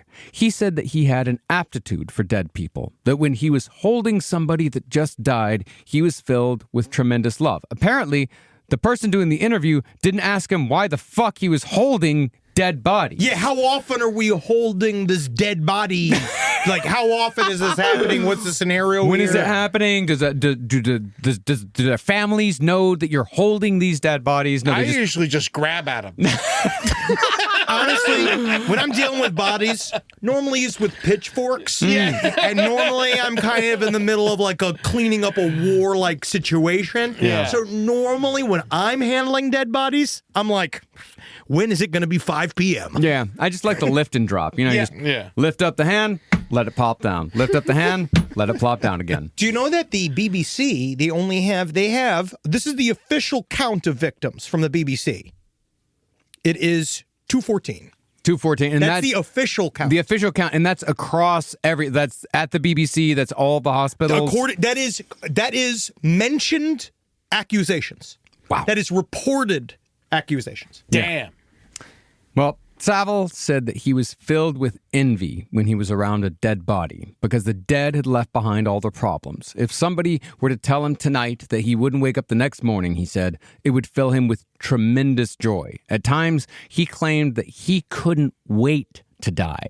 And that's, for me, it's such an interesting statement because it almost says that it's on some level he knew that he was a monster. That he was an aberration. That he knew that the world is going to be a better place when I'm not here anymore. But he also believed that in a way he was better than the rest of society. Yes. What you're seeing here is a true narcissist. And he also died with a smile on his face. Yes, and because I think that this is the same connect. I feel that these are all the same as a multi-millionaire living in an RV on purpose, right? Like he is downgraded. He has no physical possessions. His clothing is one thing, right? They would say he had clothing and he would get these types of And stuff. he had apartments throughout. But he was obsessed with appearing as this sort of I'm just a humdrum man of the people that just washes his underwear in the sink each night. I don't bring multiple pieces of underwear. He would wash his underwear each night when he would go away, when he'd travel. He wouldn't bring any clothes. He would stink. He would do this whole thing. Fucking disgusting. And these things are all things I think that are connected. Yeah. Weirdly enough, because it's fake. It's this fake, because in his mind, my call here is that when he's in the RV, he's like, I know life so much better than everybody else. And I know that all life is about is rape and money. And that's what I do. Yeah. And these guys are all losers for having families and lives and thoughts and emotion. Everybody else is a fucking loser. Yeah. We all know that no British people ever thought like that. No. No. Except for dear sweet Andrew. Dear sweet Prince Andrew. But as far as what Savile really did with the dead, a fellow BBC Radio 1 DJ named Paul Gambaccini claimed that Savile regularly visited hospital mortuaries to satiate his necrophilic urges, in addition to the abuse he was committing on the disabled and the sick. Because remember, Savile is an overnight porter. He's transporting paralyzed people from room to room, and he's alone with them much of the time. And he would run to go to take the bodies down to the morgue. And eventually they were like, you're not supposed to be doing this. And to the point where they were like, all right, fine, you can do it. Yeah. He was insisting on doing it. And then he also said that there was nothing like he would joke about playing with the bodies as soon as they were still warm. Yeah. And I think that is exactly what he did. Yeah. And I think that he brought him down there, and I think he he gave it a couple of honks and licks. Yeah. Literally, he put grandma down and he went honk honk, licked his pussy a little bit, and then was like, You know, that's how they start the entire show. Really? Yeah, it's just him hanging around the morgue too often. Yeah. That's how they start. That's how they kick off the entire thing. That's great. Yeah. There's a lot of things we've covered on last podcast on the left where we're like, oh, there's some exaggerations here. Oh, we don't. You can take this with a grain of salt. I think that Jimmy Savile, like what we've been saying before, he's guilty of way more crimes than what's on the fucking paper. We have no idea. We have no idea. And I think that he absolutely was a necrophiliac. Necrophilia was not illegal in the UK until 2003, specifically as a crime. They said that, so necrophilia was it had never been prosecuted ever in the UK before. So when this stuff was coming up with Jimmy Savile after the fact, after he died, and they were talking about necrophilia, they legitimately were like, yeah, sure, we have it on the docks and stuff, but necrophilia essentially doesn't happen in the UK. And I would argue it happens there the most. Yeah. I think it happens there the fucking most. Well, that's because they're all so pale they look dead when they're alive. Really not much difference. I'm not going to start looking dead for 4 days. Yeah, exactly, dude. So I feel like these guys are it's icky. It was an icky crime, and they didn't want to think. Another example of there's no way Jimmy Savile also was a necrophiliac. Well, that's the thing, is that this BBC Radio 1 DJ, he said that he convinced himself at the time that none of this was actually happening. The necrophilia wasn't actually happening because he truly said he didn't want to think about how gross it was. Why in the living fuck would he be in the morgue? Yeah. Why would he be going to the morgue? Every single thing he did was about fucking something. Yes. So, Savile continued satisfying his urges in increasingly disturbing ways by taking full advantage of good old-fashioned British squeamishness. Obviously, it could be. I never. It's too cold. Breasts are warm. Breasts are supposed to be warm. Tea. Tea. Now, concerning the living, one of Savile's victims at Stoke Mandeville was a 13-year-old girl named Caroline from Glasgow, who was accosted in the middle of one of Jimmy's many fundraising drives at the hospital. And I think this incident tells you so much about Jimmy Savile. Tragically, Caroline had been paralyzed from the neck down after a car accident that occurred when she was very young, so Stoke Mandeville handled her care. This also is unfortunately what made her a target for Jimmy Savile's almost casual abuse. Caroline said that she was lying in her bed when Savile suddenly took her face in his hands, rammed his tongue down her throat, then walked away as if nothing happened.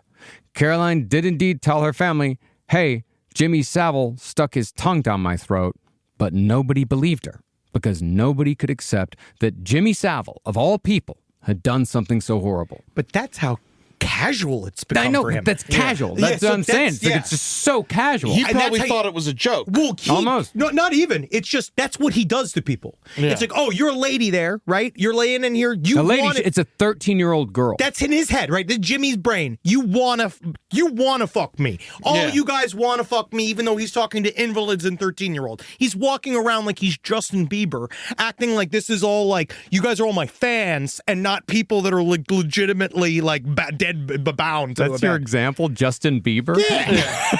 I guess you gotta. Who else? Who's the new guy? Paul Anka? Yeah. Who's one of these new singers? I love singers, man.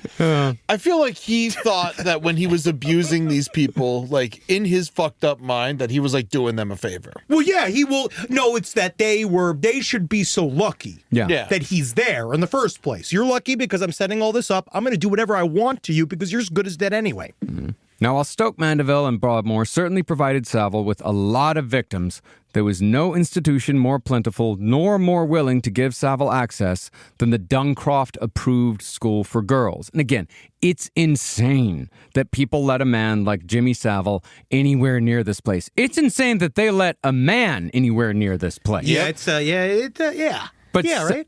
But Savile was considered for years to be a friend and important patron to this institute, all while he abused countless girls inside and outside its walls. Well, this was a very specific facility too, because this isn't the other. Like the other ones were obviously between the invalids and the fucking people at hospice and people with spinal injuries. Huge facilities. Yes, but those were like legitimately bedbound patients. These are girls that have been sent here by moneyed people. Yeah. Yeah, right. Yeah, I mean, founded in 1948 as an experiment in which psychotherapy was used to correct behavioral defects in girls placed in its care. Which means cigarette smoking, kissing other girls, kissing a boy before they're married. Sure. Anything you would just want to ship a girl away for because you don't like what she's doing in front of you. Fun stuff. Yeah. Duncroft started as something of a mix between a halfway house and a state prison for teenage girls. Owing to the British style of parenting that often left child rearing to institutions like boarding schools,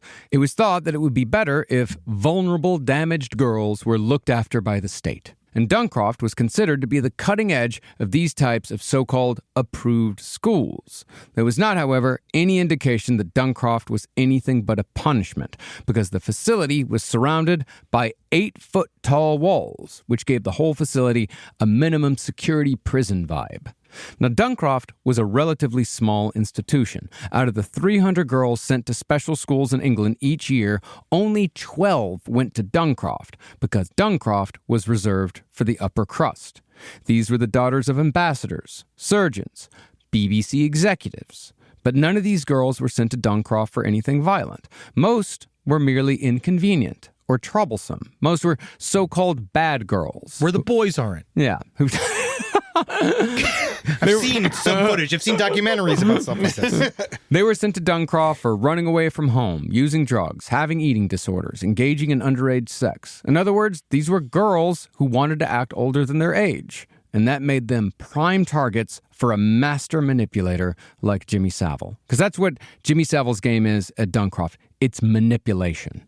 Well, now it's like these girls, they kind of deserve it. Yeah, no, This is Jimmy Savile. That is his right? thinking, yeah. Now, the headmistress at Duncroft was a woman named Margaret Jones, who often threw garden parties at the Institute and liked to use the upper-class connections of the Duncroft girls to bring her closer to celebrity and fame. Yeah, this chick was a star fucker. She was a star fucker defined. A string of minor royals and British actors none of us have ever heard of. Oh, what do you mean? Like Dundleby Bubblebutt I love Ripperton Gendelman. I love these guys. He played the teapot, and the teapot goes to the Big Ben. I love British comedy. I love British people. Yeah, it's like Brian Broncroft. And it's like no idea. Another dead guy. Yeah. But these people were paraded through Duncroft during the years Margaret Jones ran the place. So when Jimmy Savile rolled up in his trademark Rolls Royce, he was simply another celebrity for Margaret to add to her collection. Later, Jones would claim that she was hoodwinked by Jimmy Savile, defending herself by saying, "Nobody ever complained about Jimmy Savile. Why would I even ask questions? He was let in so many other places. It's Jimmy Savile." But from what it seems like... No, the guy's a fucking creep, and he looks like it. Yeah. He's like literally the creepiest fucker on the face of the fucking planet. Well, from what it seems like, Savile simply slotted himself into Duncroft's established systems, and Margaret Jones either wasn't paying attention or she was too dazzled by Jimmy's celebrity status to care about what he was doing. See, the girls at Duncroft were basically controlled by cigarettes and records, which doesn't sound like it would work, but I will admit that at certain times in my life, the only things that mattered to me in this entire world were cigarettes and records. And I would have done almost anything to get more of both. Now it's nicotine gum and records. Well, I'm on the patch now. Yeah. He's got 3 patches on. He's got some on his feet. No, these guys are... I've been on Nicorette for, it's only been like 6 years. That's all. That's all. Yeah. He's not addicted to the patch. He's not addicted. No, he's cured. But you know what it is, too, is there's nothing to do all day. And it's prison rules. It's prison rules because that's like, when you're in prison, that's the stuff you play for. You play for cigarettes, you play for sweet and low packets and shit. That's what you do. Well, it's not just that, but it's also, it's addiction. Like they use the addiction to control these girls. It's using addiction and joy. As far as how the girls at Duncroft were controlled by these twin sirens of cigarettes and records, their days revolved around cleaning the facility and working in the kitchen. And if they were well behaved and did all their assignments, they got 40 cigarettes a week that they could smoke in the commons room while listening to records. That's fun. But if the girls were ill-tempered or didn't do their work, their cigarettes were taken away, and they would be sentenced to solitary confinement in a silent, padded room for an indeterminate amount of time. And it's like that shit that you hear all the time, like people are like wrongly in prison, they start to like become like what people assume they are. Mm-hmm. Oh, sure. And it's like that. Oh, yeah, of horrible course. thing, Oh, no, they're being told they're bad kids and they're bad teenagers. So now, like, that's why I think they're unfortunately like the perfect victims for Jimmy Savile. Yeah. When Jimmy Savile showed up at Duncroft in 1974, he immediately saw how to take advantage of this situation. He would arrive with armloads of candy, records, and cigarettes, the currency of Duncroft, and he would be greeted by a posse of girls every time he showed up in his Rolls Royce. Like the patients at Broadmoor, Savile would take these girls out for rides in his Rolls Royce for sexual abuse and rape. But it was actually a former Duncroft girl who became the first person to come forward about Jimmy Savile's crimes, although this girl did so in a clandestine way. Her name was Kat Ward, and it was the online memoir that she wrote prior to Jimmy Savile's death that set reporters on the trail that led them to discover Savile's massive web of evil, although Kat only referred to Savile as J.S. Now, Ward said that when Savile took her out on drives in his Rolls Royce, just like he did with dozens of other girls, Savile would grope her. He would then promise cigarettes, records, and trips to the BBC. And in exchange, he demanded oral sex. When Kat finally did it, she gagged on his ejaculate, and as she was gagging, Savile leaned over to open her car door as if it was a routine he was well used to, saying, "Not in the car, not in the car," almost impatiently. This treatment, favors like cigarettes or trips to tapings in exchange for oral sex, came to be known as Jimmy Specials. And they were so common that Jimmy Specials came to be a known phrase around the BBC. But if a girl didn't care about cigarettes or records, Jimmy had a far more insidious tactic. He'd tell the girl that if she didn't give a Jimmy Special, he'd tell all the other girls that the one who'd refused had, quote, ruined it for everyone, thus threatening total social exclusion. So he knew how to get him no matter what. Yeah. Like he knew how to manipulate him. Oh, yeah, very much so. No matter what. And Cat Ward, and to your point earlier, like Cat Ward said that Jimmy Savile was the third man who abused her before she was 18 years old. Yes, and I also think that the reason why she even had the agency to even speak about it is because she actually came from some form of money, had some kind of like social backing. That's how she could even talk about it. Yeah.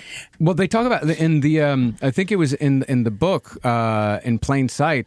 You know, they talk about how at the time it would have sounded ridiculous. Insane. For her She would have sounded absolutely insane to say that Jimmy Savile had done this. But it was when, and even like online, when someone, like when a reporter would read it, they'd read it and be like, this doesn't make any sense. Like, what is like Jimmy Savile? What are you talking about? And then that would make him the biggest villain in UK history, you know, like. But then they started putting things together. You know, they started putting these little, like all of these things together and realized like, oh no, the story's fucking true. Also, with his full access to these places, he's going around. He's talking to the staffers that like him. What's wrong with this girl? What's her past like? Oh, yeah. Of course. You know, he's and they're like, oh, she out. was fucked by 4 dudes. And be like, oh, okay, that's a good target for me. I mean, I don't think the nurse should be that cavalier, but yeah, but I do think that. Oh, no, they fuck, you know how that is. These girls always getting spit roasted. Huh? Anyways, I gotta go wipe some asses. I'm sorry. But while Savile was obviously a monster, he did have somewhat of a girlfriend that he picked up at Leeds General Infirmary in 1968. He had to eventually. Yeah, well, I mean, but she was also a complete and total secret. It was always a secret. Her name was Sue Hims, and she was 17 when the middle-aged Jimmy Savile began the closest thing he ever had to a relationship. According to Hims, over the course of a few months, Savile would take her to cheap hotels for sex or various events with celebrities, like when he took her to a photo shoot where Prince Charles was in attendance. Savile had his hand up the teenage girl's skirt the whole time, and apparently the man who is now King of England thought that Savile's antics were hilarious. But strangely, the friendship between Jimmy Savile and the future king is conspicuously missing from the young Prince Charles season of The Crown, now available on Netflix. Oh, wow. Good work, Netflix. Oh, wow. Amazing. Yeah. Well, I also think that she was just, let's say he was experimenting with, like, maybe I could have somebody. Maybe, yeah. Maybe I could have somebody. Maybe there's a thing here where Jimmy Savile has a wife. And they had him and Sue Hims had a weird relationship. She like moved to Munich in like 1970. She got married in like 73, 74. He molested her. Right, as a kid, and then they got back together. Well, she got married, and then she got divorced in like 1991, and then they started dating again. But of course, he treated her like shit the whole time. He would tell people like, "Oh, she's a homeless woman that I found. I found her at a shelter," and they would continue to see each other. But she was one of those people like, that was just Jimmy's way. Yeah, well, she's a different type of beard. Well, she's an enabler. And I'd probably go as far as to say I wouldn't call her an enabler. No, I wouldn't say because she's also a victim. Yeah, she's also. I'd say both, but then I think that unfortunately sometimes victims become enablers. Unfortunately, it's one of the worst parts about this type of shit is that you can convince somebody, you can rape them, then convince them, oh, that was back in the day, it's over. Now I'm having you here. You then help me. Yeah. Always. Having you in the room helps me every time. That's why Ghislaine was there. Yeah. But She was in the same It wasn't function. that, like, Sue Hims was just like, he never told anyone this is my girlfriend. No. He would just have her around and he would insult her anytime someone asked, who is this person? I think that's what he'd like to do. Yeah. I think Ghislaine was there because she was also good with spreadsheets. Yes, you're right. She was. Because Epstein was not organized. We saw those emails. Now, since Jimmy Savile had developed such a stellar reputation as a philanthropist and a broadcaster by the end of the 1970s, the BBC gave him yet another show, Speakeasy, which was the first chat show ever aired on BBC Radio 1. Over the course of this hour-long program, Savile would talk about what he thought really mattered to the teenagers of the day, which was his area of expertise since he was indeed England's oldest teenager. But according to a researcher that worked on the show, a stream of underage girls flowed into Savile's caravan, which was parked just outside a BBC reception during Speakeasy tapings. Additionally, the co-producer of religious broadcasting at the BBC, Reverend John Lang, fully supported Jimmy Savile's access to kids. Marcus, please. Because Jimmy Savile had also done a lot of work with the Catholic Church. I will not say. You want to talk about the BBC? Fine. You want to talk about Broadmoor School? Fine. You come from my Jimmy church? Savile, you come from the Catholic You Church. come from my church? Yeah, the greatest church in all the world. God help us, man. And also, and don't forget, everyone, there's only 4 or 5 more JK Ultra shows left in the store, so come see us. Tulsa. So. Yeah. Now, since Jimmy Savile seemingly couldn't miss when it came to entertainment, the government hired him to be a spokesperson for a massive campaign in the early 1970s encouraging Brits to wear seatbelts in cars. This resulted in a BBC series called Clunk Click, which ran for 8 weeks and became a surprise smash hit. We just started doing stuff in the wrong time period, man. It's like shit just used to be easier, dude. I got a whole show about seatbelts. Green light, Jimmy.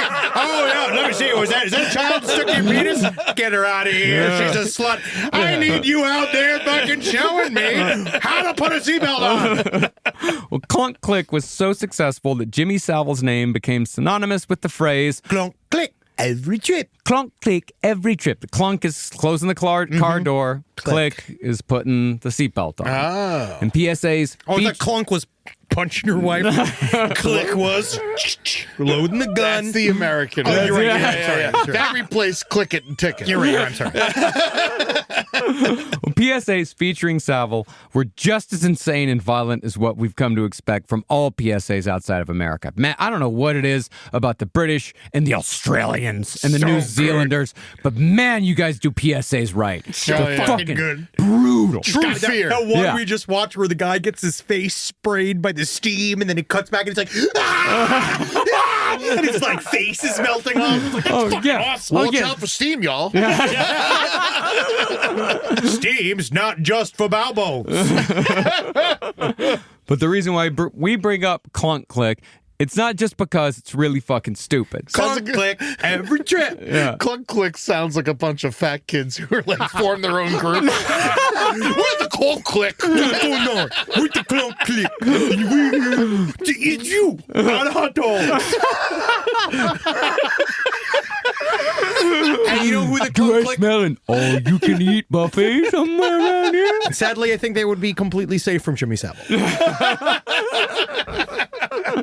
What doesn't you want to take us in a Rolls Royce? I just love it. You know, All You Can Eat is easily my favorite song from Crush Groove. Oh, wow. All You Can Eat. It's just a whole song by the Fat Boys about them going to Sbarro. so and they good. just rap about How much they you can eat. love to eat and how much and how great it is that Sbarro has all you can eat buffet. We used to be a country. But the reason why we bring up Clunk Click is because one episode featured the great beast of glam, the terror of Vietnam, the man who soundtracked almost every sporting event in the Western world for decades on end. I'm speaking, of course, about Gary Glitter. Now, while Gary Glitter is known in America for just one song, God, It's unfortunately great. Yeah, it really is. Just makes me want to have sex with a child. God, I love that song. Actually, that's how I got into like my first band. Is like me and my cousin were really high, and like just one night, started going child pornography. Hey, child pornography. Hey, and then we had such fun. They were like, we should start writing songs. Yeah. See? And then we ended up being, we started Hugs a Bunch of Freeloaders. You never Don't forget Gary Glitter's other big hit, Do You Wanna Touch? Yeah, do you want to touch? Yeah, do you want to touch me now? Yeah. He was a massively popular artist in the UK during the 1970s. He was fucking huge. And he was also, as far as we know, the only musician that Jimmy Savile fully brought into his circle of evil. Oh, good for Gary. Yeah. See, while Gary Glitter is better known for his 1997 arrest for child pornography and the years-long odyssey of perversion across Southeast Asia that came afterward, he'd been abusing girls in the UK since at least the 1970s, often with Jimmy Savile and often in plain sight. In one episode of Clunk Click, for example, Gary Glitter was invited by Jimmy Savile to sit down between two teenage girls sitting on beanbag chairs. Glitter settled between them and said, I'll get two. And to this, Savile replied, yes, you get two. I should be giving girls away. Savile and Glitter then proceeded to grip and embrace these girls on camera, all while the girls looked obviously and incredibly uncomfortable. As it turned out, these girls were actually taken from Duncroft, and they were there on the permission of the headmistress. Each girl had been offered cash to sit on the beanbags with Gary and Jimmy, and that's a fucking pedophile duo if I ever heard one. Gary and Jimmy. You know what would be too with that too? If I was a pedophile, like, I'd be so nervous meeting them. It's like one of those where I'd be like, oh my God, they say never meet your heroes. I wonder what it's going to be like meeting Gary and fucking Jimmy. I wonder what they're going to be like. I hope they like me. Well, apparently Gary Glitter is about to die, finally in prison. Yes. Oh. Yeah. He's on his deathbed right now. Actually, is he in Broadmoor? No, he's just in one of the prisons. Yeah. Reportedly, Jimmy Savile gave the girls cash to be on camera with him and Gary, but he took the cash back after the show's taping. And what was far worse is after Savile took back the cash, the girls were taken to Savile's dressing room where they were given alcohol and passed between Gary and Jimmy, all on BBC property. Now, things were obviously getting, let's just say... Is it wrong that I'm like mad about the cash? Yeah. I'm just like, it's really, it's like all the things. Give them money. That's just the entertainer in you. That's what that is. You just know what that feels like. Yeah, man. Yeah. Now, things were obviously getting, let's say, out of hand at the BBC. And while investigators got close to Jimmy Savile, they still missed the mark time after time, and that was often because the BBC would not let investigators get close to Jimmy Savile. When a 15-year-old dancer on Top of the Pops died by suicide, for example, her diary revealed that she had not only been groomed by multiple BBC employees, but had also been plied with drugs before having horrific sexual encounters with a certain BBC Radio 1 DJ. What she wrote was so bad that people refused to print it. The suicide and the diary led to an investigation, but even though Jimmy Savile was not named as the DJ in the diary, the victim's half-brother indeed confirmed that Savile was their man. Savile, of course, refused to cooperate in the investigation in any way whatsoever, because Jimmy Savile was also learning that when shit got serious, stonewalling was an extremely effective last line of defense. If you listen to any of it, like cops did eventually at one time talk to him. And, Trump, that's what they do. Just, nope. Yeah. Nope. They just say, nope. Absolutely not. Never happened. Never happened. That was always in getting mad about it. Never back down. Yeah. Never admit a fucking fault. Once. Never say I'm sorry one time. If you say I'm sorry once, it's over. The whole thing comes down. That's how women get the brain damage. That's what he would fucking do. Yeah. But while the investigation did reveal that exploitation of underage girls was happening at the BBC, no one was arrested and no changes were made to policy. In fact, the BBC invented stories to discredit the victim instead, making her seem unstable and willing to do anything to be famous. I think that was the diary where she talked about how he smelled. Yeah. That was the one thing about how the smell of him made her gag. That when he took off his pants, the smell of his crotch was so overwhelming. Yeah. Well, and that was also a part of his game. He wanted to make it as bad as possible. Yeah. He knew that it was even more of a punishment. God, it's so hard to be like, I wish she would have fucking just written his name, but that's also just an awful thing. It's a whole thing. It's hard. It's extremely fucking hard. You don't want your life destroyed. As a victim, you get your life destroyed But she first. committed suicide. Yes, and that's what happened. Yep. Now, Savile did make a statement in the wake of the dancer's suicide, but it was only to say that the halls of the BBC were free of seductions, free of drug taking. Savile, however, also took the opportunity, and this was another one of Savile's big tricks, to admit to a little wrongdoing to distract from his far larger crime. Yeah, limited hangout. He would say, sure, he had sex with lots of teenage girls, but he always made sure that they were above the age of 16. And he always made sure... Because, he's checking IDs. Always. Yeah, well, the cops that are in the room at the time are checking the Always IDs. checking IDs. And he always made sure to visit the homes of these girls and become friends with the parents of the girls he had sex with. Like, you know how that... You guys remember that, right? Yes. Like, you know, when... Every time I hooked up with a girl, I would go and look for her family on social media, and I'd send a message to her mother or father and say, oh my God, I was just inside your daughter. I wonder what you're like. Yeah. You know, what's your deal? Yeah, do you like scotch or like anything like that? Like, what's your dream blunt rotation? Hey, listen, I was just inside your daughter. My main question is, what's your Desert Island album? And he was our age when he was doing this. Oh, I know. He was openly justifying this behavior to the press as a 43, 44-year-old man. And they just sat and chuckled. But in some cases, Savile was at least telling something of a half-truth. According to one of Savile's drivers, Jimmy once took 6 teenage girls into his caravan, and all 6 stayed the night. The next morning, one of the girls' parents were out waiting outside the caravan for Jimmy.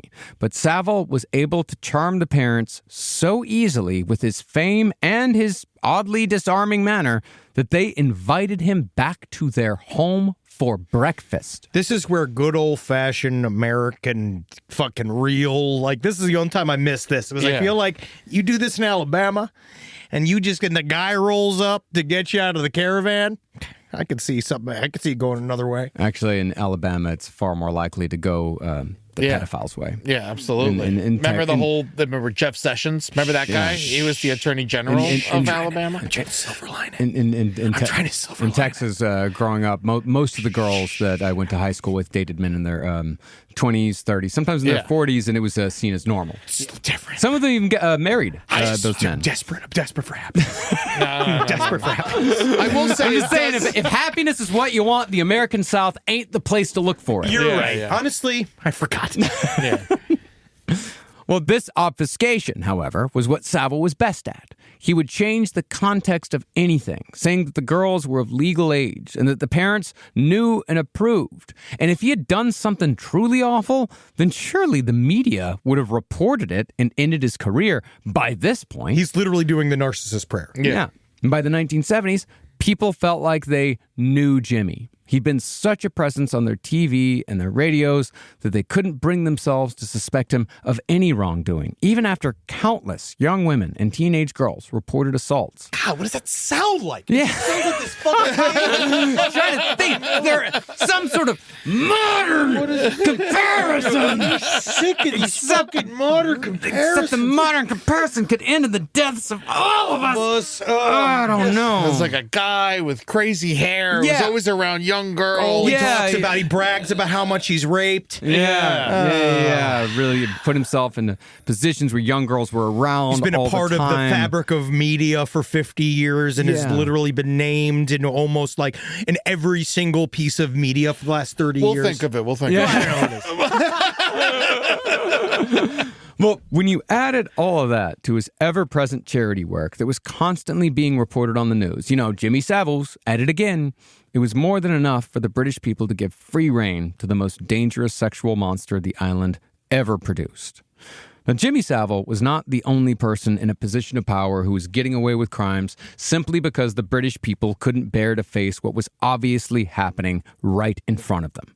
See, during one of Jimmy's many trips to Rampton Psychiatric Hospital, that's the one that treated the mentally disabled, Savile took 10 patients for a tour of the beaches and, more importantly, the ice cream shops of Scarborough. Savile and his guests were welcomed by the Lord Mayor of Scarborough, Peter Giaconelli, who was another one of the United Kingdom's great sexual monsters. Now, Peter Giaconelli had lived in Yorkshire since the age of 7, but while it was his dream to become an opera singer, he eventually became the 300-pound owner of a successful chain of ice cream shops and restaurants. And that's the fucking dream, y'all. Yeah. Parlayed that into a mayorship. Big fat guy, run a bunch of ice cream stores, and your mayor? Yeah. It's fucking... I'm done. And that's the thing. He also trained as an opera singer for a long time, so he has the party trick. Well, such was Giaconelli's girth that he actually earned a Guinness record for eating 512 oysters in 48 minutes. Stop making on me national like this television. guy. I like this fucking guy so far.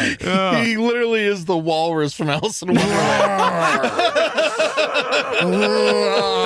Cockles for the mayor. He was just as massive and gross as he was dangerous, and he and Savile were close friends. This is where we're starting to see pedophile nodes meet. Yeah. That's kind of like what I start to understand is that he's starting to meet other big fish. Yeah. That are in his game. And because he's constantly traveling, he's not connected directly to any of them. Jimmy Savile's he's like the guy that shows up at the party every once in a while. Like, hey, Jimmy's in town. Yes. Yeah. Unannounced, he comes through. That's when shit pops off with him. But then I have my own game over here. Now, Jimmy had met Mayor Giaconelli during an episode of Savile's Travels, when Jimmy covered a judo club that Giaconelli had founded in Scarborough. This club attracted a lot of young boys, who later said that Giaconelli spent most of the judo sessions practicing groin holds on each and every student. Come closer, it's time for me to give you the code. Come closer, child. And so, between the ice cream shops and the judo... 300-pound man full of oysters. Yeah. Come on to try to see if you can smell the sea on my breath. Yeah, a lot of farts in that room. I have too much iced cream. Oh my God, I'm having a quinine seizure. So much quinine.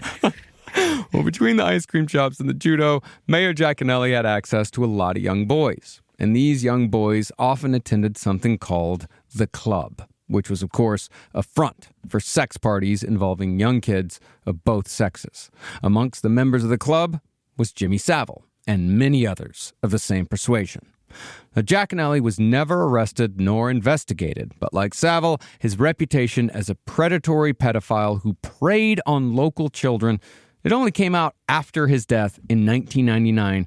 This was after he had served as Scarborough's mayor for 30 years. It's like if Pennywise was your mayor. Dude, I think that Jimmy Savile is Pennywise. Yeah. He's Pennywise in my mind.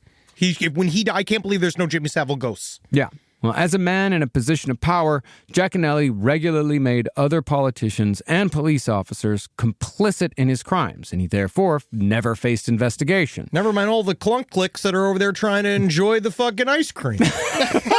All these clunk clicks are there. They're obviously gumming up the scene because they're actually eating ice cream, and no one's happy about that because no one thought this was all going to be about ice cream. But they're still in there. Can I get another sample? And they're like, listen, you're getting too big for me to want to have fuck. It's not all you can eat, it's all you should eat.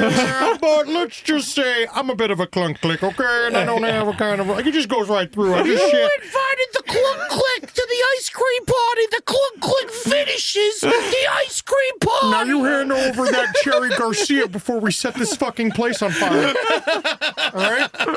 I'll fucking suck cum out of Jimmy Savile and I'll spit it in your mouth if you don't give me that ice cream right the fuck now. Okay? I'm mayor hear the clunk click. Oh, boys, when will you learn the pleasures of ice cream are nothing compared to the pleasures of an oyster? Listen, I know. We all know. We had oysters already. We had oysters this morning. Oysters for breakfast, oysters for luncheon, oysters for supper, for dinner. Well, Jack and Ellie, even when Jimmy Savile fed mentally disabled patients from Rampton Hospital directly into Jack and Ellie's sexual meat grinder, nothing happened. Nobody noticed. Now, Jimmy Savile was effectively unstoppable by the 1970s. Even though several journalists reportedly had dirt on Savile's sexual crimes, none of those reporters planned to publish because of Savile's popularity and because of the work he did for charity. No one was going to believe them. Yeah. And then, in 1973, Jimmy Savile got a massive amount of public sympathy when his mother, the Duchess, finally reached the end of her miserable fucking life. That was when Van Helsing finally found them. Yeah. He drove a stake into her very heart. Do you think she was cremated in a Duchess oven? Oh, God. Infamously, Jimmy Savile did not leave her body for 5 entire days after her death. That's because he was inside of her. Yeah. Because they were fucking. Yeah. Is that what it was? That's what it was. And later, he said the time he spent with his mother's corpse, best 5 days of his life. To be honest, I think that we all talk about him like fucking her. I actually think he was like yelling at her and punching her in the face and shit. No, there's footage of it. He's just sitting there staring at her. Yeah, she was left in repose in a Catholic church, and he's just sitting there. He just stared at her for 5 days. Wasn't he caught on camera apologizing to her for what he had done? I think so. Yeah, there was something like that. But he gave her lots of little kisses. Yeah. He said that she looked marvelous in her casket, that she belonged to him and him only during those 5 days, that death was a wonderful thing. Those are all direct quotes. You know, it's nice. You know how you want to. Where do you want to bring your mother's corpse? Where do I want to bring it? Yeah, do you really relax with it? I don't want to bring it anywhere. I mean, I can't just do it at the hospital. That's not relaxing. No, it's not relaxing. The church is not relaxing. No, it's really not. I don't know, man. I bring my mom to the movie theater. That would be nice. Yep. Finally watch a movie and be quiet.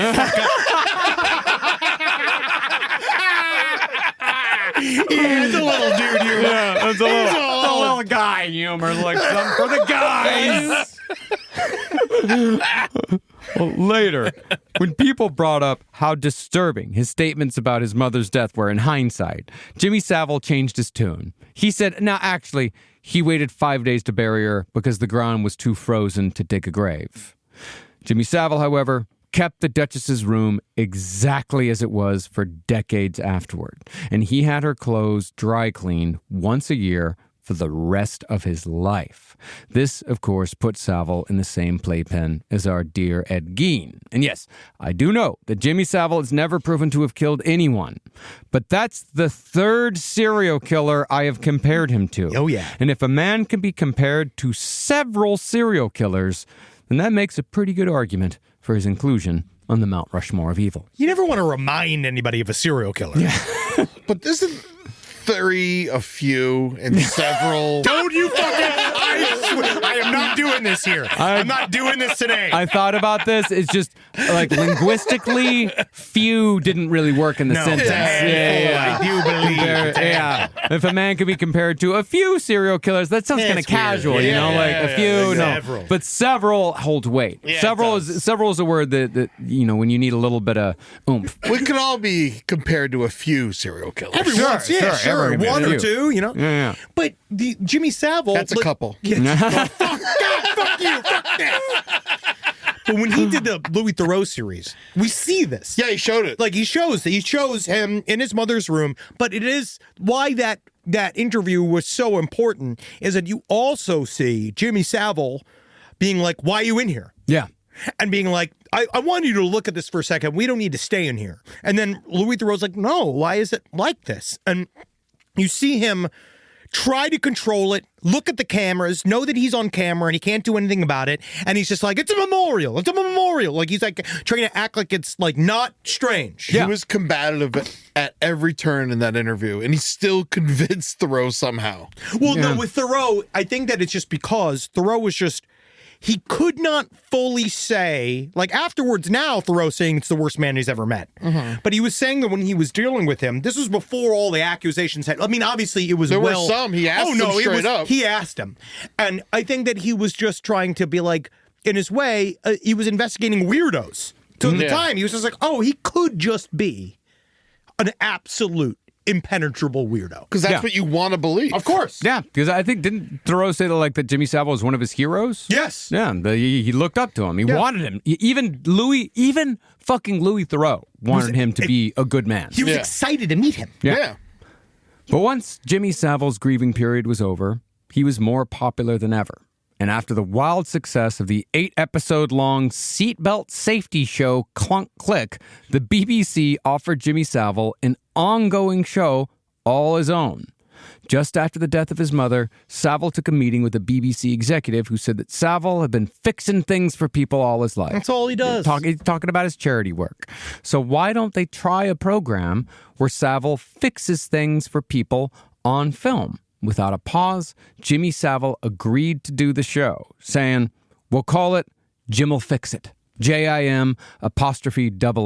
As Savile put it in the meeting, the double L made the title, quote, come easily off the tongue.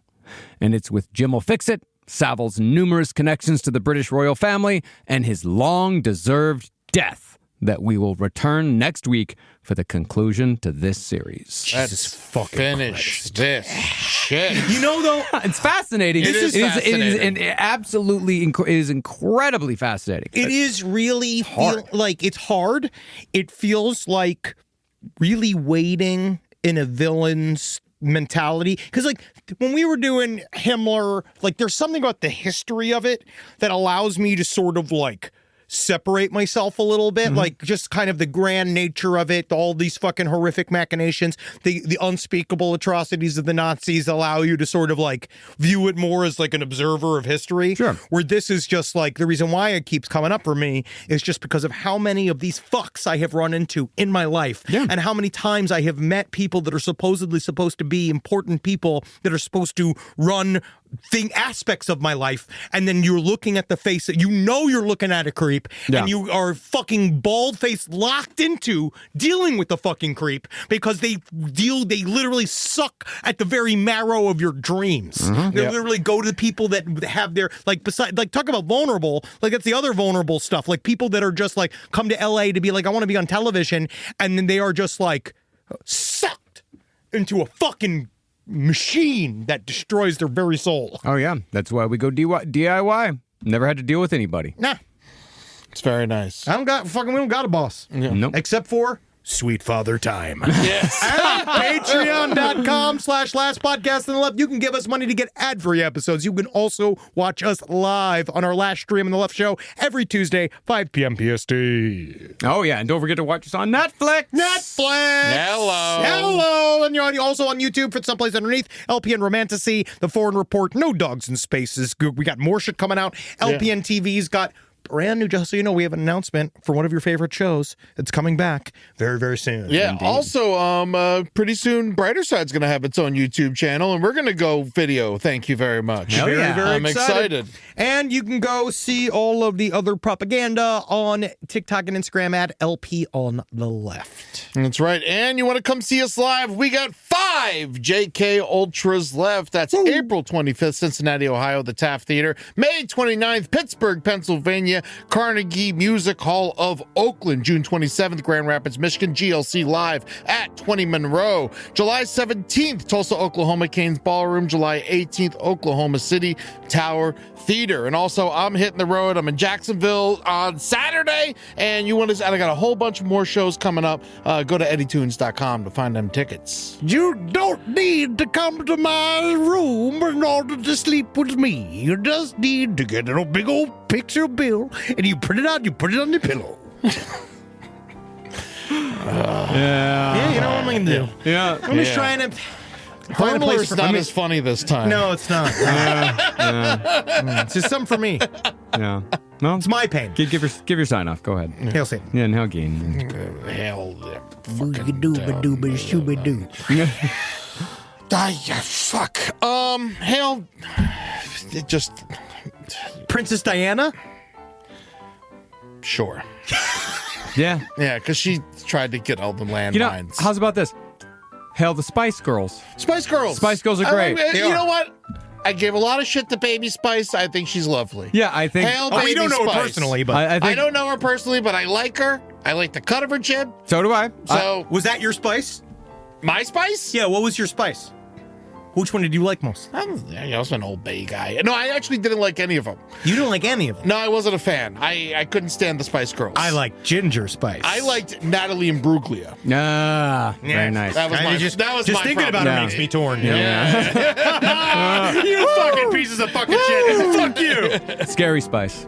Yeah, Of course, definitely. We know. Yeah, there was no bony Spice. Yeah. Wow, you're so scary spice coded. Yeah.